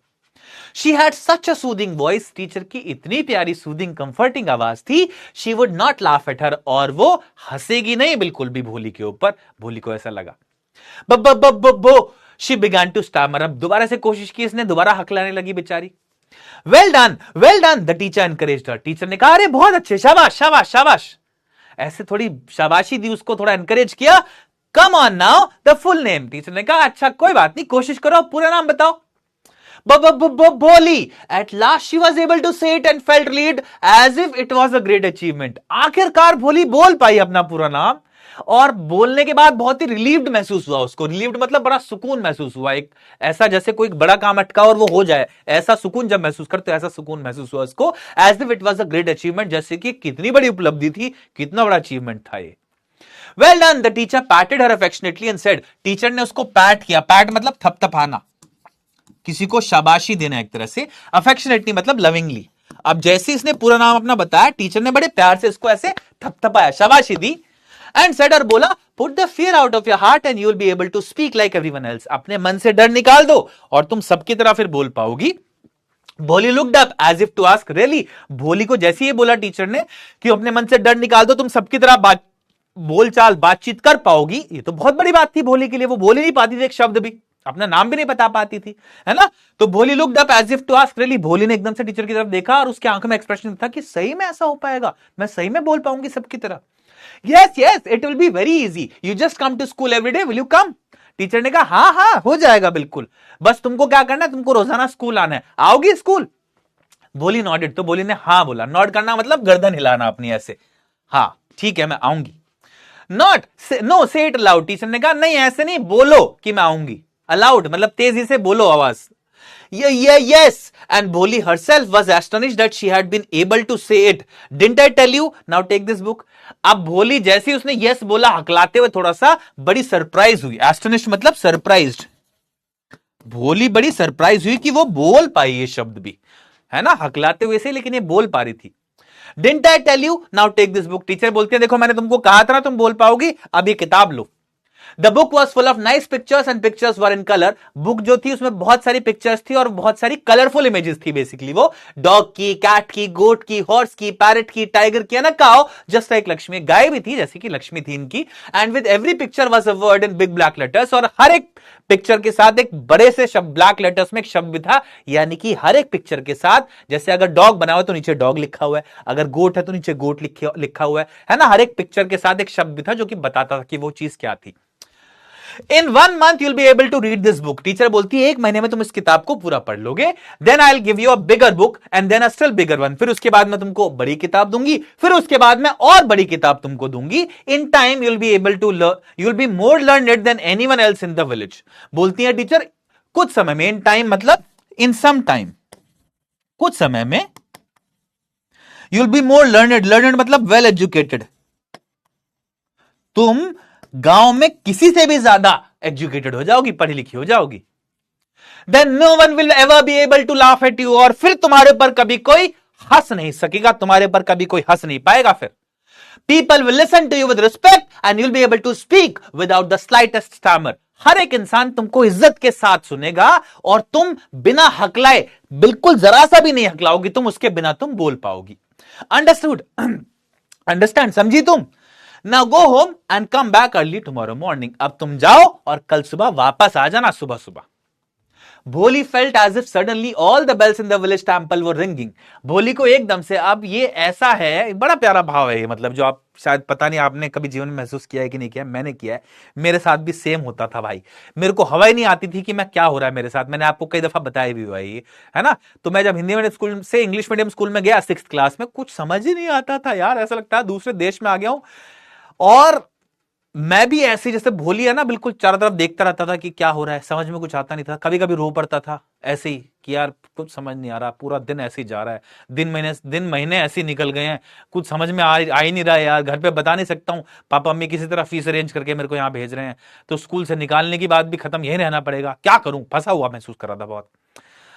तब एक टीचर ऐसी, जैसे यहां पर भोली को एक टीचर मिली, मुझे भी एक टीचर मिली, उन्होंने मुझे एनकरेज किया, हिम्मत दी कि अरे कोई बात नहीं, हो जाएगा सब, ऐसे हो ना हो बात की बात है, लेकिन एक बारी आप किसी को हिम्मत दे दो, बस ये एनकरेज कर दो एक बारी, तो उसको दिलासा मिल जाता है, उसको लगता है हाँ यार ये बोल रहा है तो शायद हो जाएगा। तो ऐसी हिम्मत दी। एक आध बार मुझसे गलती, वो गलती करेक्ट करी, एक आध बार मैंने अच्छा करा तो मुझे शाबाशी दी।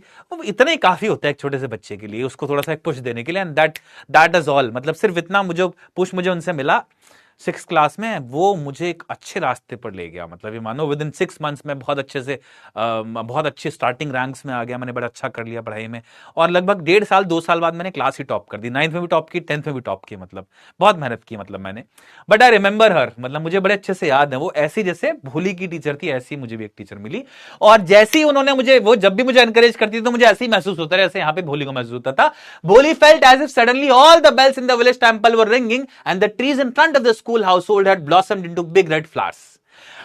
भोली को एकदम से ऐसा लगा जैसे मंदिर के अंदर जितनी बेल्स थी वो रिंग कर रही थी, है ना, जैसे खुशी वाला भाव कि मंदिर में सारी घंटियां बज गई, एकदम से खुश हो आप। And the trees in front of the school household had blossomed, और जो स्कूल के और इसके घर के सामने जो पेड़ थे वो ब्लॉसम मतलब खिल जाना, खिलना, ग्रो करना, वो सारे जो फूल थे पेड़ों के ऊपर वो ब्लॉसम कर गए, खिल गए इनटू बिग रेड फ्लावर्स, बड़े बड़े फूलों में। Her heart was throbbing with a new hope and a new life. Throbbing मतलब बीट फास्टली, इसका दिल जो है ना बड़ी तेजी से बीट करा था, यानी कि खुशी, एक्साइटमेंट थी इसके मन में, जिसमें एक नई उम्मीद थी और नया जीवन था बेसिकली। ये आप लोगों को यहां तक समझ में आ गया है क्या? एक बारी बता दो, आया समझ में?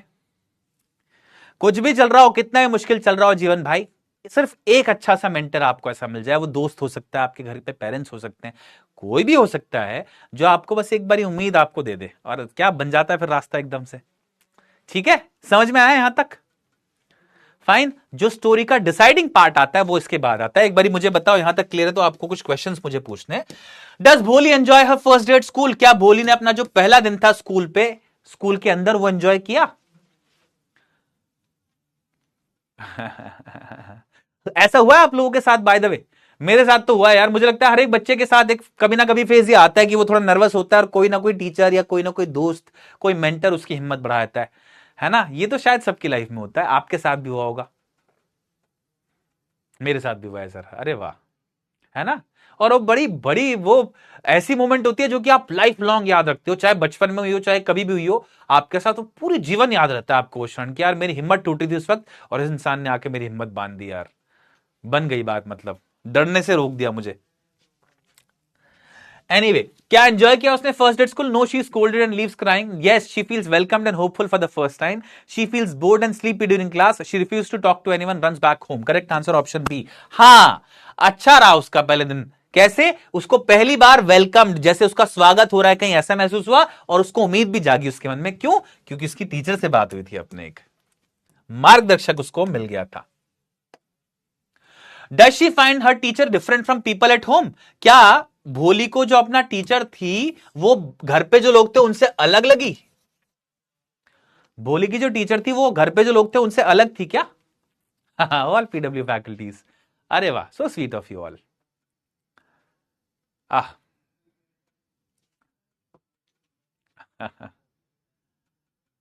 It was PW faculties. क्या बात है, so sweet of you all भाई। ठीक है, आई एम रियली ग्लैड। अगर ऐसी हेल्प, एनकरेज मतलब होता है किसी की हिम्मत बढ़ाना। एनकरेज करना मतलब किसी को हिम्मत एक तरह से उसकी बढ़ाना, एनकरेज करना, मोटिवेट करना। No, her teacher also ignores and mocks her. Her teacher doesn't speak to her at all. Her teacher behaves strictly like her father. Yes, her teacher is kind, gentle and encouraging. Encouraging मतलब जो motivate करे, encourage करे। Correct answer बच्चा party option D. Correct answer yes. उसके घर पे जो लोग थे वो बिल्कुल अलग थे, उससे इग्नोर, उसको बहुत इग्नोर किया करते थे, उसका ध्यान नहीं रखा करते थे, कपड़े पुराने पहनती थी बेचारी। वेरएज उसके घर जो टीचर थी वो बहुत ही काइंड, जेंटल और एनकरेजिंग थी, मतलब सॉफ्ट स्पोकन थी, अच्छे से बातचीत किया करी इसके साथ और इसको अच्छे से ट्रीट किया, है ना। चलो आगे चलते हैं, last part of the story, मजा आएगा इसमें आपको अब। डज द इयर्स पास्ट, इस तरीके से कई साल गुजर गए। 10 इयर्स पास, स्टोरी जो है अब आगे बढ़ती है एकदम से, है ना, कुछ सालों बाद। जैसे मूवी देखते हो ना आप कि अब से 10 साल बाद, 15 साल बाद, ऐसे तो ऐसे ही कुछ है स्टोरी में, कब चेंज आ गया है, ऐसे कुछ साल बीत गए। कुछ सालों बाद क्या होता है देखो। 10 इयर्स पास, इस तरीके से कुछ साल बीत गए। The village became a small town, ये जो गांव था एक छोटा सा शहर बन गया, यानी कि डेवलप हो गया है गांव। The little primary school became high school, जो प्राइमरी स्कूल था 5वीं क्लास तक का स्कूल था वो हाई स्कूल बन गया, यानी कि अब वो 10वीं 12वीं तक हो गया। There were now a cinema under a tin shed, अब एक टिन शेड के अंदर, टिन शेड मतलब ये जो आप इमेज देख रहे हो ये है ना, ये एक टिन शेड के अंदर, वहां पर अब एक सिनेमा भी था, यानी कि घर थिएटर बन गया था यार गांव में। एंड अ कॉटन गिनिंग मिल, और एक कॉटन गिनिंग मिल थी, कॉटन फैक्ट्री मान लो आप सिंपली। गिनिंग क्या होता है? तो कॉटन के जो सीड्स हैं उसको जब अलग किया जाता है कॉटन से, बेसिकली ये होता है गिनिंग बेसिकली। तो आपको ज्यादा बारीकी में समझने की जरूरत नहीं है, एक कॉटन की फैक्ट्री भी लग गई थी यहां पर, ऐसा मान लो आप, ठीक है, फैक्ट्री लग गई थी। गिनिंग होता है process of separating cotton seeds from cotton, ये आप मान लो। The mail train began to stop at the railway station, एक मील खुल गई थी, यानी कि एक फैक्ट्री खुल गई थी कॉटन की, और जो इनका यहां पर रेलवे स्टेशन था इनके गांव पे, वहां पर मेल ट्रेन रुकना शुरू हो गई थी। मेल ट्रेन क्या होता है? तो एक ऐसी ट्रेन बेसिकली पहले जो कि मेल्स यानी कि लेटर्स लेके आया करती थी, राइट। तो इनका गांव छोटा था, पहले ट्रेन नहीं रुकती होगी, लेकिन जब इनका गांव बड़ा हो गया तो डाक वाली जो होती है ट्रेन, ऐसी ट्रेन जिसमें लेटर्स या मैसेजेस या टेलीग्राम्स वगैरह आया करते थे पोस्ट ऑफिस के लिए, वो भी रुकने लगी यहां पर। अगेन इट शोज डेवलपमेंट, ठीक है। One night after dinner Ramlal said to his wife, एक रात डिनर के बाद रामलाल अपनी बीवी से बोलता है, then shall I accept Bishambar's proposal, proposal मतलब प्रस्ताव। रामलाल अपनी बीवी से फिर से होम मिनिस्टर साहब से सलाह करता है, बोलता है तो क्या बिशंबर का जो प्रस्ताव है, बिशंबर का जो प्रपोजल है, बिशंबर का जो रिश्ता है, किसके लिए? भोली के लिए, वो स्वीकार कर लूं मैं? रिश्ता आया मतलब भोली के लिए एक तरह से, ठीक है। अब सुनो आगे। Yes certainly his wife said, बीवी ने कहा हाँ बिल्कुल निश्चित तौर पे कर लो तुम स्वीकार, यस बोल दो उसको। Bholi will be lucky to get such a well to do bridegroom, Bholi बड़ी लकी होगी कि एक ऐसा वेल टू डू मतलब रिच, एक ऐसा रईस दूल्हा उसको मिलेगा, भोली बड़ी लकी होगी। अ बिग शॉप, एक बड़ा घर है, a house of his own, अपना घर है, वो टिपिकल जो हमारे हिंदू हाउस होल्ड्स में बातचीत चलती है, अपनी दुकान है, एक बड़ा घर है अपना। And I hear several thousand in the bank, और मैंने सुना है कई हजार भी हैं उसके बैंक के अंदर, बहुत सारे पैसे भी जोड़े हुए हैं उसने। More over he is not asking for any dowry, और वो डाउरी यानी कि दहेज भी नहीं मांग रहा है। दहेज से उस वक्त डरते थे पेरेंट्स, ठीक है, तो वो दहेज भी नहीं मांग रहा है, अच्छी बात ये है, पैसा भी नहीं देना पड़ेगा हमको। That's right but he is not so young. लेकिन अब बाप जो है वो कैसे सोचता है, देखिए बाप बोलता है हाँ बात तो सही है but he is not so young, वो बहुत यंग, वो यंग नौजवान नहीं है, हमारी भोली तो जवान है, ये आदमी तो जवान नहीं है। You know almost the same age as I am, जितनी मेरी एज है इतनी ही एज है उसकी, यानी कि भोली के पिताजी की एज जो है वो है बिशंबर की, काफी बुजुर्ग है, मतलब वो भोली तो जवान है 15-20 साल की, लेकिन ये जो बिशंबर जिसका रिश्ता है लगभग बुजुर्ग है, इतनी एज है जितनी इसके भोली के पापा की एज है, रामलाल की। एंड ही ऑल्सो लिम्प्स, दिक्कत यह है कि ये लिम्प भी करता है, लिम्प मतलब लंगड़ाना, वॉक अनइवनली, मतलब ये लंगड़ाता भी है, सही से चल भी नहीं पाता, लंगड़ा के चलता है, ऐसे कुछ दिक्कत है फिजिकल उसको शायद। मोर ओवर, और भी सुनो, the children from his first wife are quite grown up, उसकी जो पहली बीवी थी उसके जो बच्चे थे उस बीवी से वो भी अब बड़े हो गए हैं। कैसा रिश्ता है यार ये तो मना ही कर देना चाहिए इसके लिए, जिसके लिए हाँ बोलने की सोच रहे हैं ये। बट मां क्या बोलती है सुनो, so what does it matter, his wife replied, Ramlal की बोलते तो क्या हो गया, कोई दिक्कत थोड़ी है, 45 और 50 it is no great age for a man, चाहे 45 हो 45 हो चाहे 50 हो, ये आदमी के लिए कोई ज्यादा एज थोड़ी होती है। We are lucky that he is from another village and does not know about her pock marks and her lack of sense.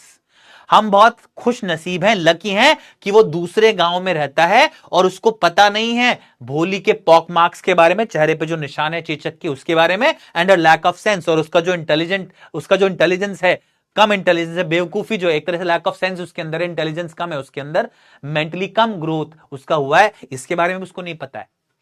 If we don't accept this proposal, she may remain unmarried all her life. शायद यहां एक argument ऐसा जिसकी वजह से मुझे लगता है कि मां का जो दिल है एक तरह से वो यहां पर इसकी वजह से हाँ बोला होगा। वैसे मां इनकी जनरली जैसी मां होती है ऐसी नहीं लग रही है ना, मां तो बड़ी यार, किसी बच्चे को तकलीफ हो अगर मां तो सबसे ज्यादा उसकी तरफ रहती है ध्यान रखने में, इनकी मां थोड़ी सी कठोर है वैसे यहां पर। एनीवे बोलती हैं if we don't accept this proposal, अगर हमने रिश्ता स्वीकार नहीं किया, then she may remain unmarried all her life, ये पूरी उम्र इसकी शायद शादी ना हो फिर भोली की। Yes but I wonder what भोली विल से, रामलाल बोलता है हाँ बात तो तुम सही कह रहे हो, लेकिन मैं सोच रहा हूं कि भोली क्या बोलेगी अगर उसको पता चलेगा ये सब, तो है ना। What will that witless one say? She is like a dumb cow. Witless मतलब होता है बच्चे, foolish. भोली की मां बोलते हैं बेवकूफ लड़की क्या बोलेगी उसको, मतलब उसको तो लैक ऑफ सेंस है ना, वो मेंटली ग्रोथ उसका कम हुआ है ना, भोली की मां के अकॉर्डिंग। तो बोला what will that witless one say, वो बेवकूफ लड़की क्या बोलेगी, she is like a dumb cow, वो तो एक बेवकूफ गाय की तरह है। Maybe you are right muttered Ramlal, अब रामलाल दबी आवाज में, मटर्ड मतलब speak in low indistinct voice, Ramlal दबी आवाज में बोल देता है मे बी यू राइट, शायद तुम सही बोल रही हो। In the other corner of the courtyard Bholi lay awake on her cot listening to her parents whispered conversation, ये सारी बातचीत भोली इसी आंगन के, कोर्टयार्ड मतलब आंगन जो ओपन स्पेस होता है घर में, ठीक है, घर में जो ओपन स्पेस होता है उसमें उसी आंगन के दूसरे कॉर्नर पर जहां पर इनके पेरेंट्स बात कर रहे थे, वो एक हिस्से बात कर रहे थे, दूसरे हिस्से में आंगन के भोली लेटी हुई थी एक कॉट पर, एक खाट पर, listening to her parents whispered conversation, अपने पेरेंट्स की जो विस्पर्ड कॉन्वर्सेशन जो बातचीत थी जो कि फुसफुस आके कर रहे थे, विस्पर्ड मतलब फुसफुसाना, दबी आवाज में बात करना, ये जो पेरेंट्स थे जो कि दबी आवाज में बात कर रहे थे उसको सुन रही थी भोली पूरी बात को, यानी कि उसको सब समझ में आ रहा था क्या हो रहा है, कुछ नहीं बोली फिर भी। देखो शादी का दिन आया, Bishambar Nath was a well to do grocer, he came with a big party of friends and relations with him for the wedding. Bishambar Nath था वो एक वेल टू डू मतलब रईस ग्रोसर था, ग्रोसर मतलब क्या होता है, पंसारी, राशन की दुकान सुनी हुई आप लोगों ने, जहां पे खाने का सामान मिलता है बेसिकली, उसको ग्रोसरी शॉप बोलते हैं, उसको जो मैनेज करता है या जो उसका मालिक होता है उसको ग्रोसर बोलते हैं। तो बिशंबर नाथ जो था एक रईस पंसारी था, यानी कि उसकी बड़ी दुकान थी, बड़ा सारा राशन का सामान उसके हर महीने बेचा जाता था। He came with a big party of friends and relations with him for the wedding. वो एक बड़ी party of friends and relatives, मतलब बड़े सारे लोगों को अपने साथ लेकर आया शादी के लिए. As a brass band playing a popular tune from an Indian film headed the procession. Procession मतलब बारात.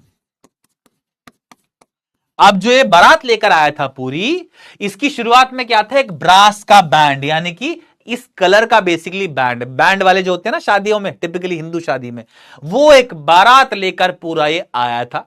और वो एक प्लेइंग अ पॉपुलर ट्यून, एक मशहूर हिंदी गाने की tune from an Indian film वो बजा रहे थे. और ये जो बैंड वाले थे ये इस बारात में सबसे आगे थे, with the bride groom riding a decorated horse. और जो दूल्हा था, ब्राइड ग्रूम जो था वो राइड कर रहा था एक डेकोरेटेड मतलब सजा हुआ, जैसा कि अगेन टिपिकल हिंदू मैरिजेस में होता है. एक सजा हुआ घोड़े पे बैठा हुआ था, बारात इसके साथ आ रही थी बेसिकली. ठीक है. Ramlal was overjoyed to see such pomp and splendour. Ramlal was very proud. अब रामलाल ने जैसी ये बारात देखी, इतनी साज सज्जा बारात में, शानो शौकत थी पूरी, ओवरजॉयड था ये रामलाल भोली का पिता जो था, प्राउड एंड हैप्पी, ये बड़ा खुश हुआ to see such pomp and splendour. Splendour मतलब होता है बच्चे शान शौकत,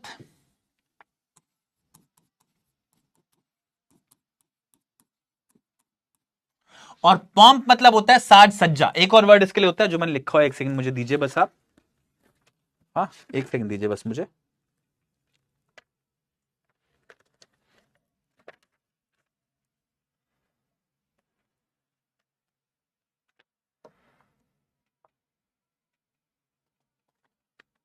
धूमधाम बेसिकली. हाँ, तो पॉम्प मतलब होता है धूमधाम, मतलब बहुत. पॉम्प मतलब क्या होता है, एक ऐसी बारात जिसमें बड़े सारे लोग हों, सब अच्छे से डेकोरेटेड है, मतलब पूरा वो दिख रहा है आपको, जैसे बोलते हैं ना हम आजकल कि यार बड़ी तगड़ी शादी करी है, ऐसा कुछ वाला मान लो कि बड़ा पॉम्प. और स्प्लेंडर मतलब शान शौकत, कि सब जितने भी लोग हैं वो बड़े अच्छे से डेकोरेटेड हैं, ऐसा भौकाल मचा दिया एकदम बारात ने. बारात को देख के लग रहा है बड़े रईस लोग हैं, ऐसा कुछ. ठीक है. तो रामलाल ऐसी बारात को देख के बड़ा खुश हुआ, प्राउड भी महसूस हुआ उसको. He had never dreamt that his fourth daughter would have such a grand wedding. उसने कभी भी सपने में भी नहीं सोचा था कि उसकी चौथी बेटी की ऐसी बड़ी ग्रैंड मतलब बहुत बड़ी वेडिंग, ऐसी शादी होगी. Bholi's elder sisters who had come for the occasion were envious of her luck. भोली की जो बड़ी बहनें थी, envious मतलब jealous. अब भोली की जो बड़ी बहनें थी, जिनकी शादी पहले हो चुकी थी, क्योंकि भोली सबसे छोटी थी ना, वो भी इस ओकेजन पे आए थे, मौके पे आए थे. वर एनवियस ऑफ हर लक, वो बड़े जलस, उनको बड़ा जलन महसूस हो रही थी कि अरे यार इसकी तो इतनी अच्छी शादी हो रही है, हमारी तो नहीं हुई ऐसी. When the auspicious moment came, the priest said, "Bring the bride."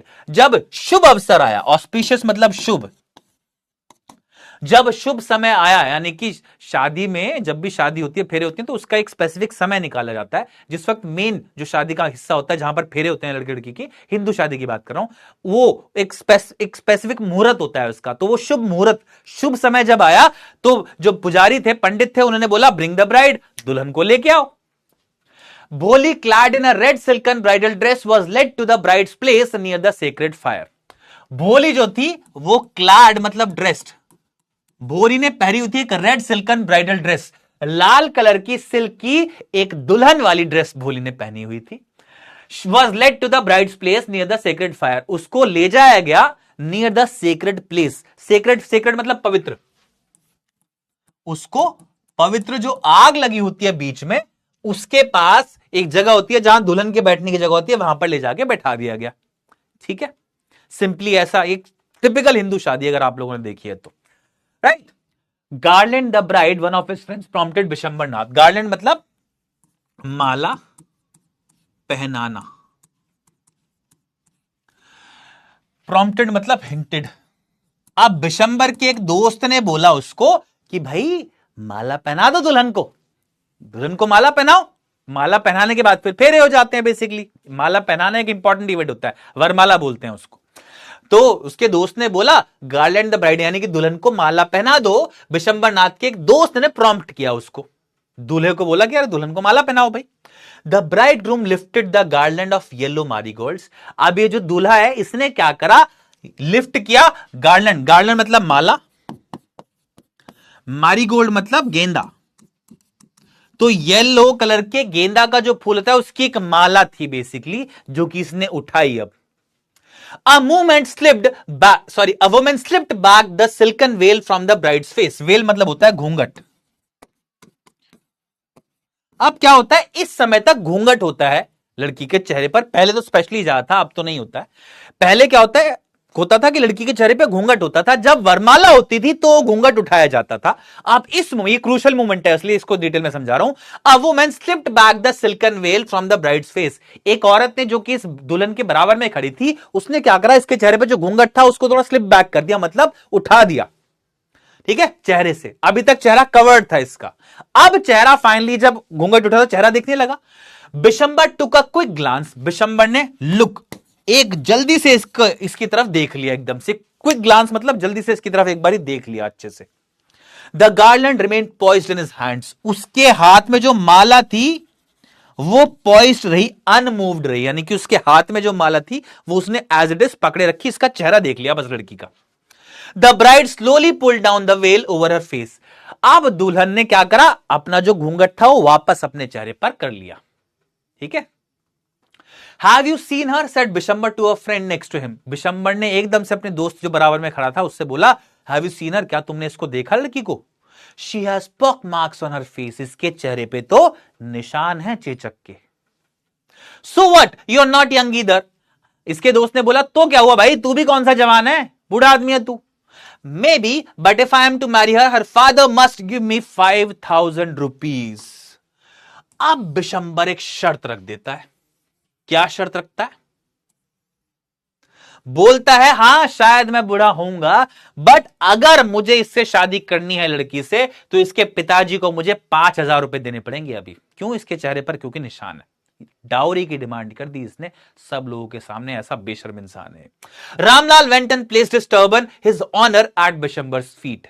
अब रामलाल जो कि इसके बच्ची भोली के पिताजी हैं, उन्होंने क्या करा, वो गए इसके पास और अपनी टर्बन मतलब अपनी पगड़ी, अपने सिर पे जो पगड़ी होती है, और आप लोगों को अगर नहीं पता तो बता दूं, जहां पर भी टर्बन पहनने का रिवाज है, कई जगह है नदर इंडिया में और इधर जोधपुर वगैरह में भी है, जहां पर भी पगड़ी पहनने का सिर पे रिवाज है, पगड़ी मतलब एक घर सिर पे जो पहनते हैं बेसिकली, ये जहां पर भी पगड़ी पहनने का रिवाज है, pagdi is a symbol of honour, इज्जत का होता है ये सिंबल पगड़ी।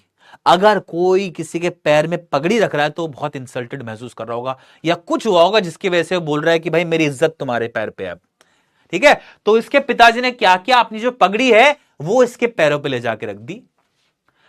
His turban his honour, honour मतलब इज्जत, पगड़ी सिंबल है ऑनर का, इज्जत का, एट बिशंबर फीट वो रख दी बिशंबर के पैरों पर। और क्या बोले, do not humiliate me, so take 2,000 rupees.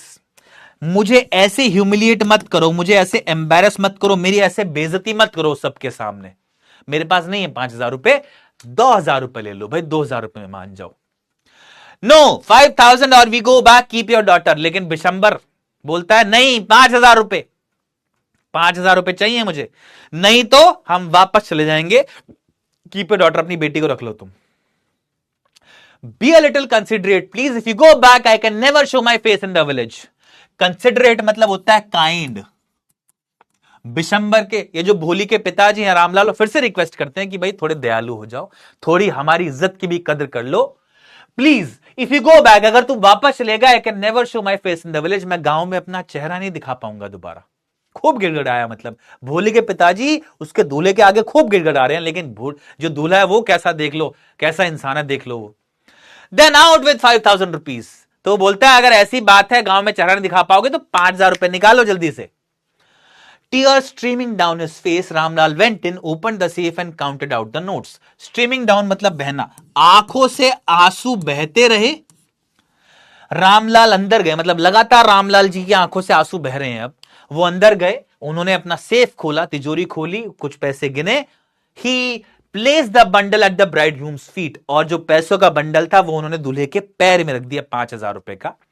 On बिशंबर्स greedy face appeared a triumphant smile, और बिशंबर को जैसी 5,000 मिले, उसके लालची, ग्रीडी मतलब लालची, उसके लालची चेहरे पर एक ट्रायम्फेंट मतलब जीत वाली, विक्टोरियस, एक ट्रायम्फेंट स्माइल आ गई। उसके चेहरे पर एक ऐसी स्माइल आई कि अरे अच्छा हमने काम कर दिया, जो चाहिए था हमको मिल गया। He had gambled and won. उस गैम्बल मतलब जुआ खेलना, उसने गैम्बल किया, मतलब इस मौके पे जहां पर दुल्हन से शादी होनी है वहां पर उसने कह दिया कि पैसा दो नहीं तो नहीं है, एक तरह से जुआ खेला उसने। अगर बाप हो सकता था ये भी कहता कि नहीं करनी शादी तेरे से, जा, लेकिन यहां पर उसने एक जुआ खेला एंड ही वॉन और जीत गया। Give me the garland he announced, और उसने कहा लाओ अब माला लेके आओ, अब हम माला पहनाएंगे लड़की को। Deciding part of the story, once again the veil was slipped back from the bride's face, एक बारी फिर से जो घूंघट था वो हटाया गया। स्लिप बैक मतलब हटाना, फ्रॉम द ब्राइड्स फेस दुल्हन के चेहरे से, अभी तक ढका हुआ था, फिर से अब फिर से घूंघट हटाया गया। But this time her eyes were not downcast, downcast मतलब लुकिंग डाउन, लेकिन इस बार उसकी आंखें जमीन की तरफ नहीं देख रही थी। She was looking up, looking straight at her prospective husband, prospective मतलब फ्यूचर, इस बार वो ऊपर देख रही थी, सीधा देख रही थी अपने होने वाले हस्बैंड की आंखों में। And in her eyes there was neither anger nor hate, only cold contempt. Contempt मतलब होता है घृणा, disgust। और ये जो देख रही थी अपने फ्यूचर हस्बैंड की तरफ, जैसे आप इस इमेज में देख रहे हो, इसकी आंखों में ना तो गुस्सा था ना ही नफरत थी, बस घृणा का भाव था। ऐसा भाव जो तब आपके चेहरे पे आता है जब आपके मन में किसी इंसान की रिस्पेक्ट खत्म हो जाती है। इसके मन में जो इसका होने वाला हस्बैंड था उसकी इज्जत खत्म हो गई थी भोली की नजरों में, बिल्कुल इसीलिए वो कोल्ड कंटेम्प्ट के साथ यानी घृणा के साथ बिल्कुल देख रही थी अपने हस्बैंड की तरफ, अब सीधा। अदरवाइज यूजुअली आप देखोगे दुल्हन थोड़ा नीचे देख रही होती है ना, ऐसा नहीं था इस बार। Bishambar raised the garland to place it round the bride's neck, आखिरकार बिशंबर ने गार्लैंड को, माला को उठाया इसकी गर्दन पे डालने के लिए, भोली की दुल्हन की गर्दन पे डालने के लिए। But before he could do so, लेकिन इससे पहले वो ऐसा कर पाता, Bholi's hand struck out like a streak of lightning and the garland was flung into the fire. इससे पहले वो ऐसा कर पाता, भोली का हाथ स्ट्रक आउट, उठा, लाइक अ स्ट्रीक, स्ट्रीक मतलब होता है बच्चे लाइटनिंग, आपको पता ही है, स्ट्रीक मतलब फ्लैश ऑफ, जैसे बिजली कड़कती है ना एकदम से, ऐसे ही भोली का हाथ एकदम से बाहर निकला and the garland was flung into the fire, और उस हाथ से, स्ट्रक का मतलब हिट मान लो, भोली ने हाथ उठाया, जैसे ही उसने सामने से माला डालने वाला था बिशंबर, तो भोली ने अपना हाथ उठाया और माला को यूं फेंक दिया और माला सीधे जाके गिरी आग के अंदर। She got up and threw away the veil, उठी वो और उसने अपना जो घूंघट था उसको फेंक दिया एक तरफ। पिताजी सेड भोली न क्लियर लाउड वॉइस, भोली अब क्या बोलती है देखना, ये स्टोरी का जो एंड है वो है सबसे ज्यादा इंस्पायरिंग और सीखने वाला कुछ। देखिए बोलती है पिताजी, एक क्लियर लाउड आवाज में उसने बोला पिताजी, and her mother and her father, mother, sisters, brothers, relations and neighbours were startled to hear her speak without even the slightest stammer. Startled मतलब शॉक्ड, जैसी उसने क्लियरली पिताजी बोला बिना स्टैमर करे, बिना हकलाए, तो उसकी जो माता थी, पिताजी थे, बहनें थी, भाई थे, जो भी रिलेटिव्स थे, आस पड़ोस के लोग थे, वो सब लोग शॉक हो गए एकदम से, to hear her speak without even the slightest stammer, ये देखकर कि ये बिना हकलाए, जरा सा भी नहीं हकलाए, बिना हकलाए क्लियरली बोल रही है, सब शॉक रह गए। Pitaji take back your money, I am not going to marry this man, उसने अपने पिताजी से बोला पिताजी अपना पैसा वापस लो, मैं इस इंसान से शादी नहीं करने वाली हूं। रामलाल वाज थंडरस्ट्रक, रामलाल जो उनका पिताजी था वो थंडरस्ट्रक था, एक्सट्रीमली शॉक्ड थे वो। थंडरस्ट्रक का मतलब होता है, शॉक्ड तो स्टार्टल्ड भी होता है, थंडरस्ट्रक का मतलब ऐसे स्तब्ध रह जाना, ऐसे शॉक्ड रह जाना, बिल्कुल जैसे आपके ऊपर ही बिजली कड़क गई हो, ऐसा मान लो, बिल्कुल जैसे करंट लग गया हो किसी को, राइट। तो रामलाल बिल्कुल स्तब्ध रह गए उसको सुन के देखकर कि क्या बोल रही है बेटी। The guest began to whisper, सारे गेस्ट विस्पर करने लगे, फुसफुसाने लगे, दबी आवाजें बोलने लगे, पीछे रिश्तेदार होते हैं ना जो, सो शेमलेस, सो अगली एंड सो शेमलेस, कितनी बेशर्म है लड़की, इतनी बदसूरत और इतनी बेशर्म है, ऐसे बोलने लगे। बोलते ही हैं तो Bholi, are you crazy, shouted Ramlal. Ramlal पिताजी इसके बोलते हैं भोली पागल हो गई हो क्या तुम, you want to disgrace your family, तुम अपनी फैमिली को डिस्ग्रेस यानी कि बेइज्जत करना चाहती हो। Have some regard for our izzat, हमारी इज्जत का थोड़ा सा ख्याल करो, थोड़ी रिस्पेक्ट करो हमारी इज्जत की, वही इज्जत पे चलता है पूरा समाज। For the sake of your izzat said Bholi, I was willing to marry this lame old man. लेकिन भोली का जवाब सुनना, बड़ा प्यारा जवाब है, बोलती है for the sake of your इज्जत, तुम्हारी इज्जत की ही खातिर, I was willing to marry this lame old man, मैं तैयार थी इस बूढ़े लंगड़े इंसान से शादी करने के लिए। लेम मतलब लंगड़ा। बोलती हैं कि मैं इस बूढ़े लंगड़े इंसान से शादी करने के लिए तैयार थी तुम्हारी इज्जत के खातिर। But I will not have such a mean, greedy and contemptible coward as my husband. I want. बोलती है लेकिन मैं ऐसे मीन मतलब होता है नीच, क्रूअल, दुष्ट, ऐसे नीच, ग्रीडी मतलब लालची, ऐसे लालची और ऐसे कंटेम्प्टिबल मतलब डिजर्विंग, डिस्गस्ट या कंटेम्प्ट, घृणित, जिससे आप नफरत करें, घृणा करें। ठीक है। कावर्ड मतलब कायर,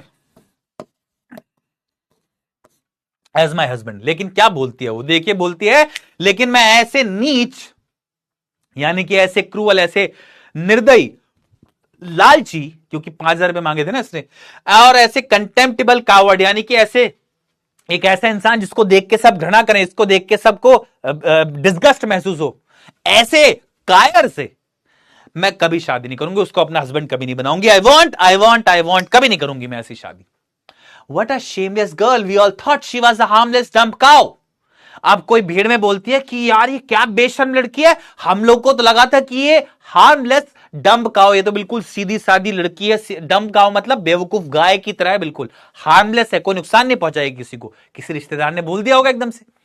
भोली turned violently on the old woman. एकदम से इस बुजुर्ग औरत ने, जिसने ऐसा बोला ना, उसकी तरफ एग्रेसिवली भोली मुड़ती है। Yes aunty you are right, aunty तुम सही कह रही हो। You all thought I was a dumb driven cow. तुम सब लोगों को लगा था कि मैं एक डम ड्रिवन काउ हूं। डम मतलब सीधा साधा भोला बाला। डम ड्रिवन काउ मतलब एक ऐसा इंसान जो कि सीधा साधा भोला बाला और जो उसको बोला जाए वो कर ले बेसिकली। ठीक है। A naive person who follows orders. एक ऐसा भोला भाला इंसान जो कि जो भी उसको ऑर्डर दिए जाएं उनको फॉलो कर ले। ठीक है। That's why you wanted to hand me over to this heartless creature. क्योंकि मैं कुछ नहीं बोलती थी, भोला भाली थी मैं बिल्कुल, या मैं एक डम ड्रिवन काउ हूं ऐसा लगता है आप लोगों को, इसीलिए you wanted to hand me over to this heartless creature. इसलिए तुम मुझे इस बिना दिल के इंसान को हैंड ओवर करने जा रहे थे। But now the dumb cow the stammering fool is speaking. लेकिन अभी वो जो सीधी सादी गाय थी और वो लड़की जो कि स्टैमर किया करती थी, हकलाती थी, वो बोल रही है। Do you want to hear more? और सुनना है क्या आंटी आपको? आज आपकी क्लास ले लूं मैं। Bishambar Nath the grocer started to go back with his party. Bishambar Nath जो ग्रॉसर था वो वापस अपनी बारात के साथ, अपनी पार्टी के साथ, मतलब अपनी बारात के साथ वापस जाना शुरू कर दिया उसने। The confused bandsman thought this was the end of the ceremony and struck up a closing song. जो बैंड्समैन थे यानी कि जो बाजे वाले थे, बैंड वाले थे, उनको लगा, वो कंफ्यूज थे बड़े। Thought this was the end of the ceremony. उनको लगा कि ये जो सेरेमनी है, जो इवेंट है, ये जो मौका है, पूरा ओकेजन, इसका खत्म, समाप्त हो रही है, क्योंकि वापस जा रहा है दूल्हा। आमून जब दूल्हा वापस जा रहा है, दुल्हन के साथ जाता है, गाना बजता है, दूल्हे का सेहरा सुहान लगता है ना, वो वाला जो रोने वाला सॉन्ग होता है, थोड़ा सा विदाई पे जो बजता है। हाँ, तो वो वाला सॉन्ग जो होता है, सब लोगों को लगा, बाजे वालों को, कि शायद ये सेरेमनी का एंड है, and struck up a closing song. और उन्होंने जो क्लोजिंग सॉन्ग है वो बजाना शुरू कर दिया। उन्होंने जो विदाई वाला सॉन्ग है, क्लोजिंग सॉन्ग, वो बजाना शुरू कर दिया एकदम से। Ramlal stood rooted to the ground. Ramlal जो था वो जमीन की तरफ देखता रहा लगातार, वहीं पर खड़ा रहा। रूटेड टू द ग्राउंड मतलब जमीन की तरफ देखता रहा लगातार। His head bowed low with the weight of his grief and Shem. उसका जो सिर था वो बाउड लो, बाउड मतलब झुका हुआ था, उसका सर जो था वो झुका हुआ रहा, बाव करता था, low, with the weight of grief. Grief मतलब सैडनेस एंड शेम मतलब शर्म। किसी बाप की बेटी की शादी होने वाली और शादी ना हो किसी भी कारण से, बड़ी शर्मिंदगी है, ये बहुत बड़ी शर्मिंदगी है बाप के लिए। तो वो वजन दुख का उनके सीने पे था, शर्म भी आ रही थी उनको बहुत, तो जमीन की तरफ देख रहा था बेचारा रामलाल बस।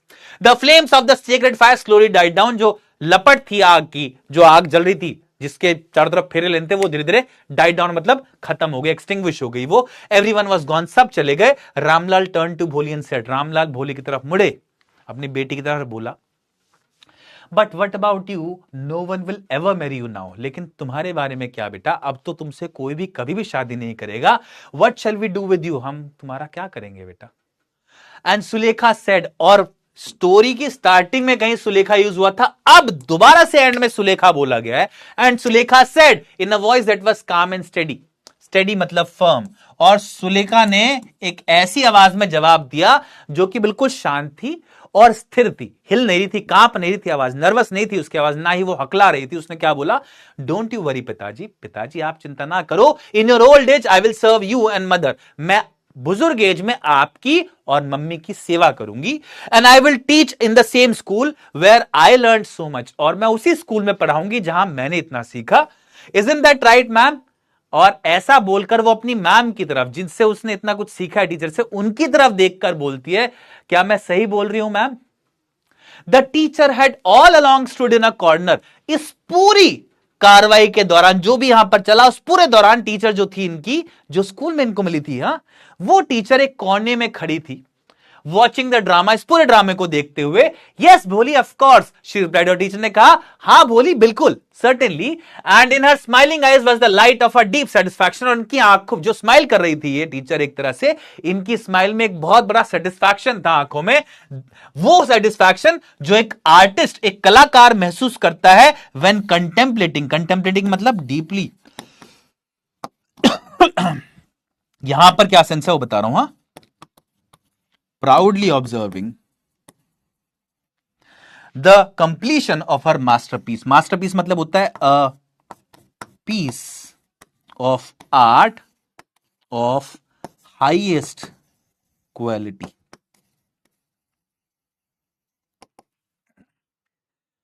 बड़ा प्यारा एंड है, ध्यान से समझना। जब उन्होंने जवाब दिया ना, हां बोली बिल्कुल, और उनकी in her smiling eyes was the light of a deep satisfaction, उनकी आंखों में, उनके चेहरे पे जो स्माइल थी ना, उसके अंदर एक सेटिस्फैक्शन था। सेटिस्फैक्शन था, कैसा सेटिस्फैक्शन, जैसा कि एक आर्टिस्ट, एक कलाकार महसूस करता है जब वो एक ऐसी चीज बना दे, एक ऐसी कलाकृति बना दे जो बिल्कुल परफेक्ट हो, मास्टरपीस हो, और उसको देख के उसको जो सेटिस्फैक्शन महसूस होती है। सोचो पिकासो ने अपनी जो बेस्ट पेंटिंग बनाई हो ना, उसको देखकर उसको जो महसूस हुआ होगा, खुशी महसूस हुई होगी, ऐसी खुशी महसूस करी थी भोली की टीचर जब उन्होंने ये सब देखा जो आज हुआ। यहां पर आपकी स्टोरी बच्चे एंड होती है। आशा करता हूं आपको समझ में आ गई होगी। बताइए, समझ में आया? आई नो ये स्टोरी शायद कुछ लोगों को सही लगे, कुछ लोगों को अजीब लगे, बट द थिंग इज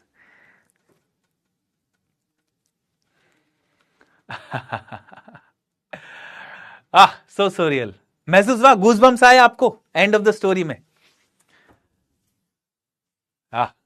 क्या बात है, वाह, आप लोगों ने महसूस किया वो emotion, wonderful. I am really happy and I am overwhelmed, मैं भरा हुआ हूं इस वक्त इमोशन से, बड़ी सारी चीजें मेरे दिमाग में आ रही हैं।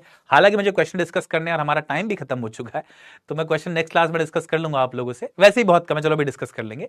But the thing is what I want to tell you is, story से सीखे क्या आप? कई सारी चीजें सीखते हैं आप स्टोरी से। सबसे पहला एक तो ये कि एजुकेशन जो होता है ना, वो ट्रांसफॉर्म कर सकता है, एक इंसान को बिल्कुल बदल सकता है। एक ऐसी बच्ची जिसको कुछ नहीं पता था, जो हकलाती थी, जो डरती थी अपने आप लोगों को प्रेजेंट करने में अपने आप को, वो आज शादी के मौके पर जब उसने कुछ गलत होते हुए देखा, उस वक्त शी टुक अ स्टैंड, जिसमें करेज लगती है, और वो करेज उसके अंदर एक तरह से निहित करी डाली एक तरह से उसकी टीचर ने, और एजुकेशन की वजह से वो करेज उसके अंदर आई। तो सबसे पहले तो एजुकेट योरसेल्फ, ताकि आपके सामने कल कुछ गलत कोई हो रहा हो, आपके सामने कोई गलत आपको आपके साथ कर रहा हो कल, तो आप एक स्टैंड ले सको।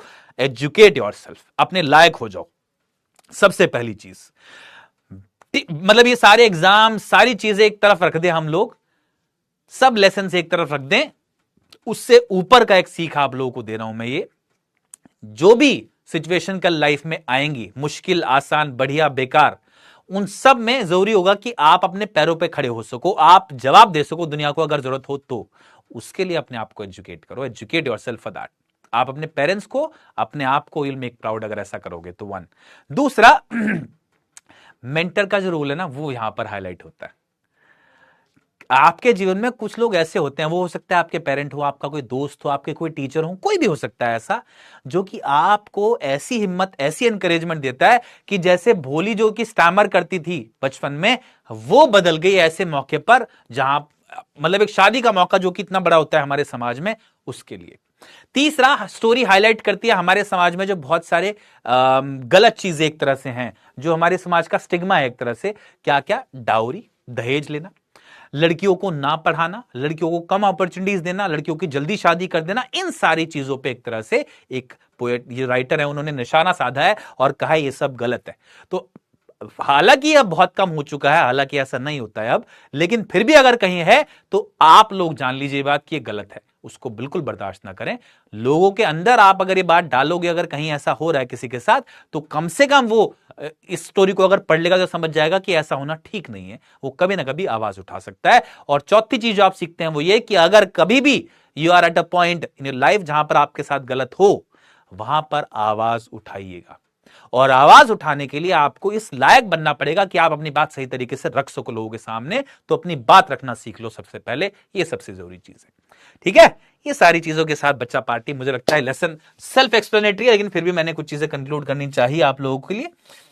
अब चलते हैं, चलिए क्वेश्चंस पे, जो एनसीईआरटी क्वेश्चन एक बार फटाफट से डिस्कस कर लेते हैं। Bholi had many apprehensions about going to school, what made her feel that she was going to be a better place than at home. भोली के मन में बहुत सारे apprehensions थे, यानी कि भोली के मन में बहुत सारे डाउट थे स्कूल जाने से पहले, लेकिन स्कूल जाने के बाद उसको कौन सी ऐसी चीज थी जिसकी वजह से उसको what made her feel that she was going to a better place than her home, लेकिन कौन सी ऐसी चीज थी जिसकी वजह से उसको यह महसूस हुआ कि वो एक बेटर जगह पर जा रही है अपने स्कूल से। होता है सर, क्या बात है, आप लोग रिलेट कर पा रहे हैं इस बात से, वाह वाह वाह, बहुत खूब। आप लोग के मन में अगर इस चैप्टर से जुड़ी हुई कोई बात है, कुछ मुझे बताना चाहते हैं आप, now we are pressed for time, मेरी एक और क्लास है अभी थोड़ी देर में, तो मैं आपको बहुत ज्यादा टाइम अभी नहीं दे सकता हूं, मुझे एंड करना पड़ेगा इस क्लास को। लेकिन आप लोग मुझे कमेंट्स में जरूर बताइएगा, I read through your comments, मैं आप लोगों के कमेंट्स जरूर पढ़ूंगा आज, तो उसमें बताइएगा आप लोग क्या महसूस करते हैं। कोई ऐसा किस्सा आपके साथ भी हुआ है? मैं कई सारे बच्चों को देख रहा हूं बोल रहे हैं हमारे घर में कुछ ऐसी दिक्कतें हैं, मुझे एक बार बताइएगा जरूर, मैं कोशिश करूंगा अगली क्लास में उसको मेंशन भी करूंगा, अगर हमारे पास कुछ सोल्यूशन है उसका, जो भी सॉल्यूशन क्या हो सकता है, आपको एम्पावर करना सॉल्यूशन है, तो मैं कुछ उसका कोशिश करूंगा आपको कुछ बताने की उसके लिए। ठीक है, एनीवे, किस चीज की वजह से उसको लगा कि वो बेटर प्लेस पे जा रही है? जब उसको नए कपड़े मिले, नए मतलब ऐसे कपड़े जो कि उसकी सिस्टर के थे चंपा के, लेकिन वो सिकुड़ गए थे बेसिकली, और उसको मिले वॉश होकर, वो क्लीन क्लोथ्स उसको पहली बार मिले, उसके बालों पर ड्राई और मैटेड हेयर पर ऑयल लगाया गया, तब उसको लगा कि मैं शायद घर से एक बेटर प्लेस पे जा रही हूं। हाउ डिड भोली, नए कपड़े नहीं थे, न्यू क्लोथ्स मत बोलो उसको, है ना, clothes that were passed on from Champa to her, basically clean clothes थे, साफ सुथरे क्लोथ्स थे। How did Bholi teacher play an important role in changing the course of her life? ये वाला क्वेश्चन इंपॉर्टेंट है भाई, भोली की टीचर ने एक इंपॉर्टेंट रोल कैसे प्ले किया? तो भोली का जो की टीचर जो थी, उनका जो सॉफ्ट सूदिंग नेचर था, उसकी वजह से भोली एनकरेज हुई स्कूल जाने के लिए रेगुलरली। वन, उसकी टीचर ने उसको एनकरेज किया एजुकेट होने के लिए, उसकी टीचर ने उसको रास्ता दिखाया कि अगर तुम अच्छे से पढ़ लिख लोगे तो कल तुम बहुत वेल एजुकेटेड हो जाओगे, तुमको लोग इज्जत से सुनेंगे, तुम्हारा मजाक नहीं उड़ाएंगे, राइट? तो एक तरह से सही डायरेक्शन में पुश करने के लिए, उसको एनकरेज करने के लिए, एजुकेट होने के लिए, ये रोल इनकी टीचर का था। सही मौके पे स्टैंड लेने का भी मुझे लगता है सिखाया गया जो था एंगल, वो टीचर से आप बोल सकते हैं। तो इन अ वे उनकी जो टीचर थी, उन्होंने भोली को बदल दिया एक नर्वस टिमिड गर्ल से, शाय गर्ल से, to a bold confident girl, एक सीधी सादी स्टैमरिंग गर्ल जो शर्माती थी, बहुत ज्यादा नर्वस रहती थी, उससे भोली को बदल दिया एक बहुत ही कॉन्फिडेंट, बहुत ही ज्यादा बोल्ड लड़की में, जो कि गलत जब हो रहा है उसके साथ तो एक स्टैंड ले सके ऐसी लड़की में। इस पूरे में रोल है इनकी टीचर का, ये आप मान सकते हैं। Why did Bholi at first agree to an unequal match? Why did she later reject the marriage? What does this tell us about her? भोली पहले तो अग्री क्यों करती है एक अनइक्वल मैच के लिए, यानी कि बिशंबर जो था वो मैच थोड़ी था उसके लिए सही, बुजुर्ग आदमी था, पैर भी ठीक नहीं था, इस अनइक्वल मैच के लिए पहले तो अग्री क्यों करती है? Because of her family's respect, because of family's इज्जत, जैसा बोला गया, for the sake of your इज्जत, है ना, बोलती है वो। तो for the sake of our family's respect, for the sake of our family's honour, she was willing to marry an unequal match, उसने हां भरी कि मैं अनइक्वल मैच से शादी करूंगी। Why did she later reject the marriage? लेकिन उसने बाद में रिजेक्ट क्यों कर दी? Because बिशंबर नाथ, जो कि उसका प्रोस्पेक्टिव हस्बैंड होने वाला था, he asked for a sum of 5,000 rupees as dowry before he would put the garland around the neck of the दुल्हन, क्योंकि उसके चेहरे पे पॉक मार्क्स थे। ये जो साइड था कि उसने पैसे मांगे बेसिकली, इसकी वजह से भोली वॉज वेरी भोली had lost all the respect for Bishambar. Bishambar के लिए जो भी उसके मन में रिस्पेक्ट होगी अपने फ्यूचर हस्बैंड के लिए, वो खो दिया। And she said that I will not marry such a self mean, greedy and contemptible coward as my husband, I will not marry him. मैं ऐसे इंसान से शादी नहीं कर सकती जो इतना लालची हो, इतना क्रूर हो, इतना नीच हो और इतना घृणित इंसान हो कि वो 5,000 रुपए माला डालने से पहले अपनी बीवी के गले में मांग रहा है उसके बाप से, और उसका पिताजी रो रहा है तब भी नहीं कंसिडर कर रहा, तब भी इतनी दया भावना भी नहीं है उसके मन में। What does this tell us about her? ये इसके बारे में क्या बताता है भोली के बारे में? भोली के बारे में हमको बताता है that she is now very confident, bold, she does not fear rejecting someone even ऐसे ओकेजन पे जहां पर इज्जत बेइज्जती की बात है, वन। और तीसरा ये कि अब वो पहले की तरह सीधी सादी भोली डम का हो या स्टैमरिंग गर्ल नहीं रही। Now she can take a stand, a bold stand, even when the entire world is against her. पूरी दुनिया उसके खिलाफ हो सकती है, लेकिन अब वो स्टैंड ले सकती है ऐसे सिचुएशन में भी। नेक्स्ट है, Bholi's real name is Sulekha. We are told this right at the beginning, but only in the last one paragraph of the story is Bholi called Sulekha again. Why do you think she is called Sulekha at that point in the story? ये भी अच्छा question है। सुलेखा नाम है भोली का असली, और सुलेखा उसको बोला गया स्टोरी की स्टार्टिंग में और एंड में, सिर्फ 2 जगह पर। क्यों? ये जो भोली को सुलेखा बोला गया है, भोली का मतलब है सिंपल, भोला भाला इंसान, है ना, नाइव। स्टोरी की स्टार्टिंग से मिडिल तक, पूरी एंड तक भी, इनफैक्ट जहां तक भी सुलेखा नहीं बोला गया वहां तक आपको लगेगा, या आप एक तरह से देखेंगे कि भोली एक सीधी सादी लड़की है जो कि अब स्टैमर कर रही है, शाय है, हकला रही है, किसी तरह मैनेज कर रही है अपने जीवन को।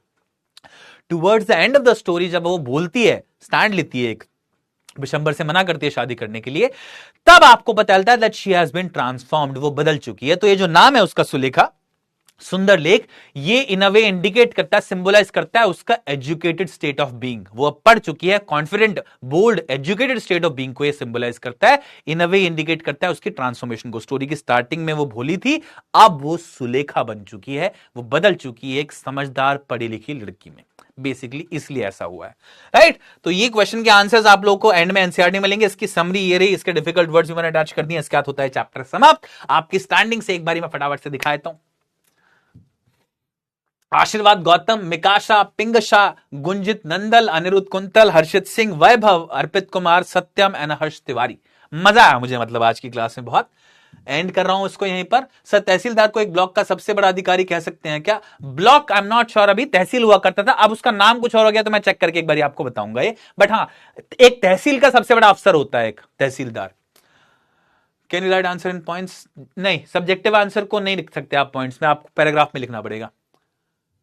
Show that she was self-reliant and said your brothers came in marriage and also Bholi married after broke marriage and नहीं, ये बताया नहीं गया है भाई चैप्टर में, यहीं तक बताया गया। पूछ रहा है उसके भाई आए थे क्या शादी में, और शादी जब टूट गई उसके बाद उसने दोबारा शादी की क्या? तो इसका जवाब आपको एंड में मिल जाता है लेसन में, कि वो बोलते हैं नहीं, मैं गांव में रहूंगी और मैं यहीं पर शादी, अब पूरे समय अपने स्कूल में काम करूंगी और अपने पेरेंट्स की सेवा करूंगी, मैं शादी नहीं करूंगी। ये बेसिकली था उसका, ठीक है। एप्रीहेंशंस मतलब डाउट्स, ठीक है। इसके मन में कुछ एप्रीहेंशंस थे, डाउट्स थे या फियर्स थे स्कूल जाने से पहले, ठीक है। ऑल राइट, तो बच्चा पार्टी करते हैं लेसन को यहीं पर समाप्त। आशा करता हूं आपने इसको एंजॉय किया हो लेसन को, और आपको जो जोरी सीख है लेसन देना चाहता है वो आपने ली हो, इंप्लीमेंट करेगा उसको। हम मिलते हैं अगले हफ्ते, तब तक के लिए अलविदा, bye bye, you have a good evening.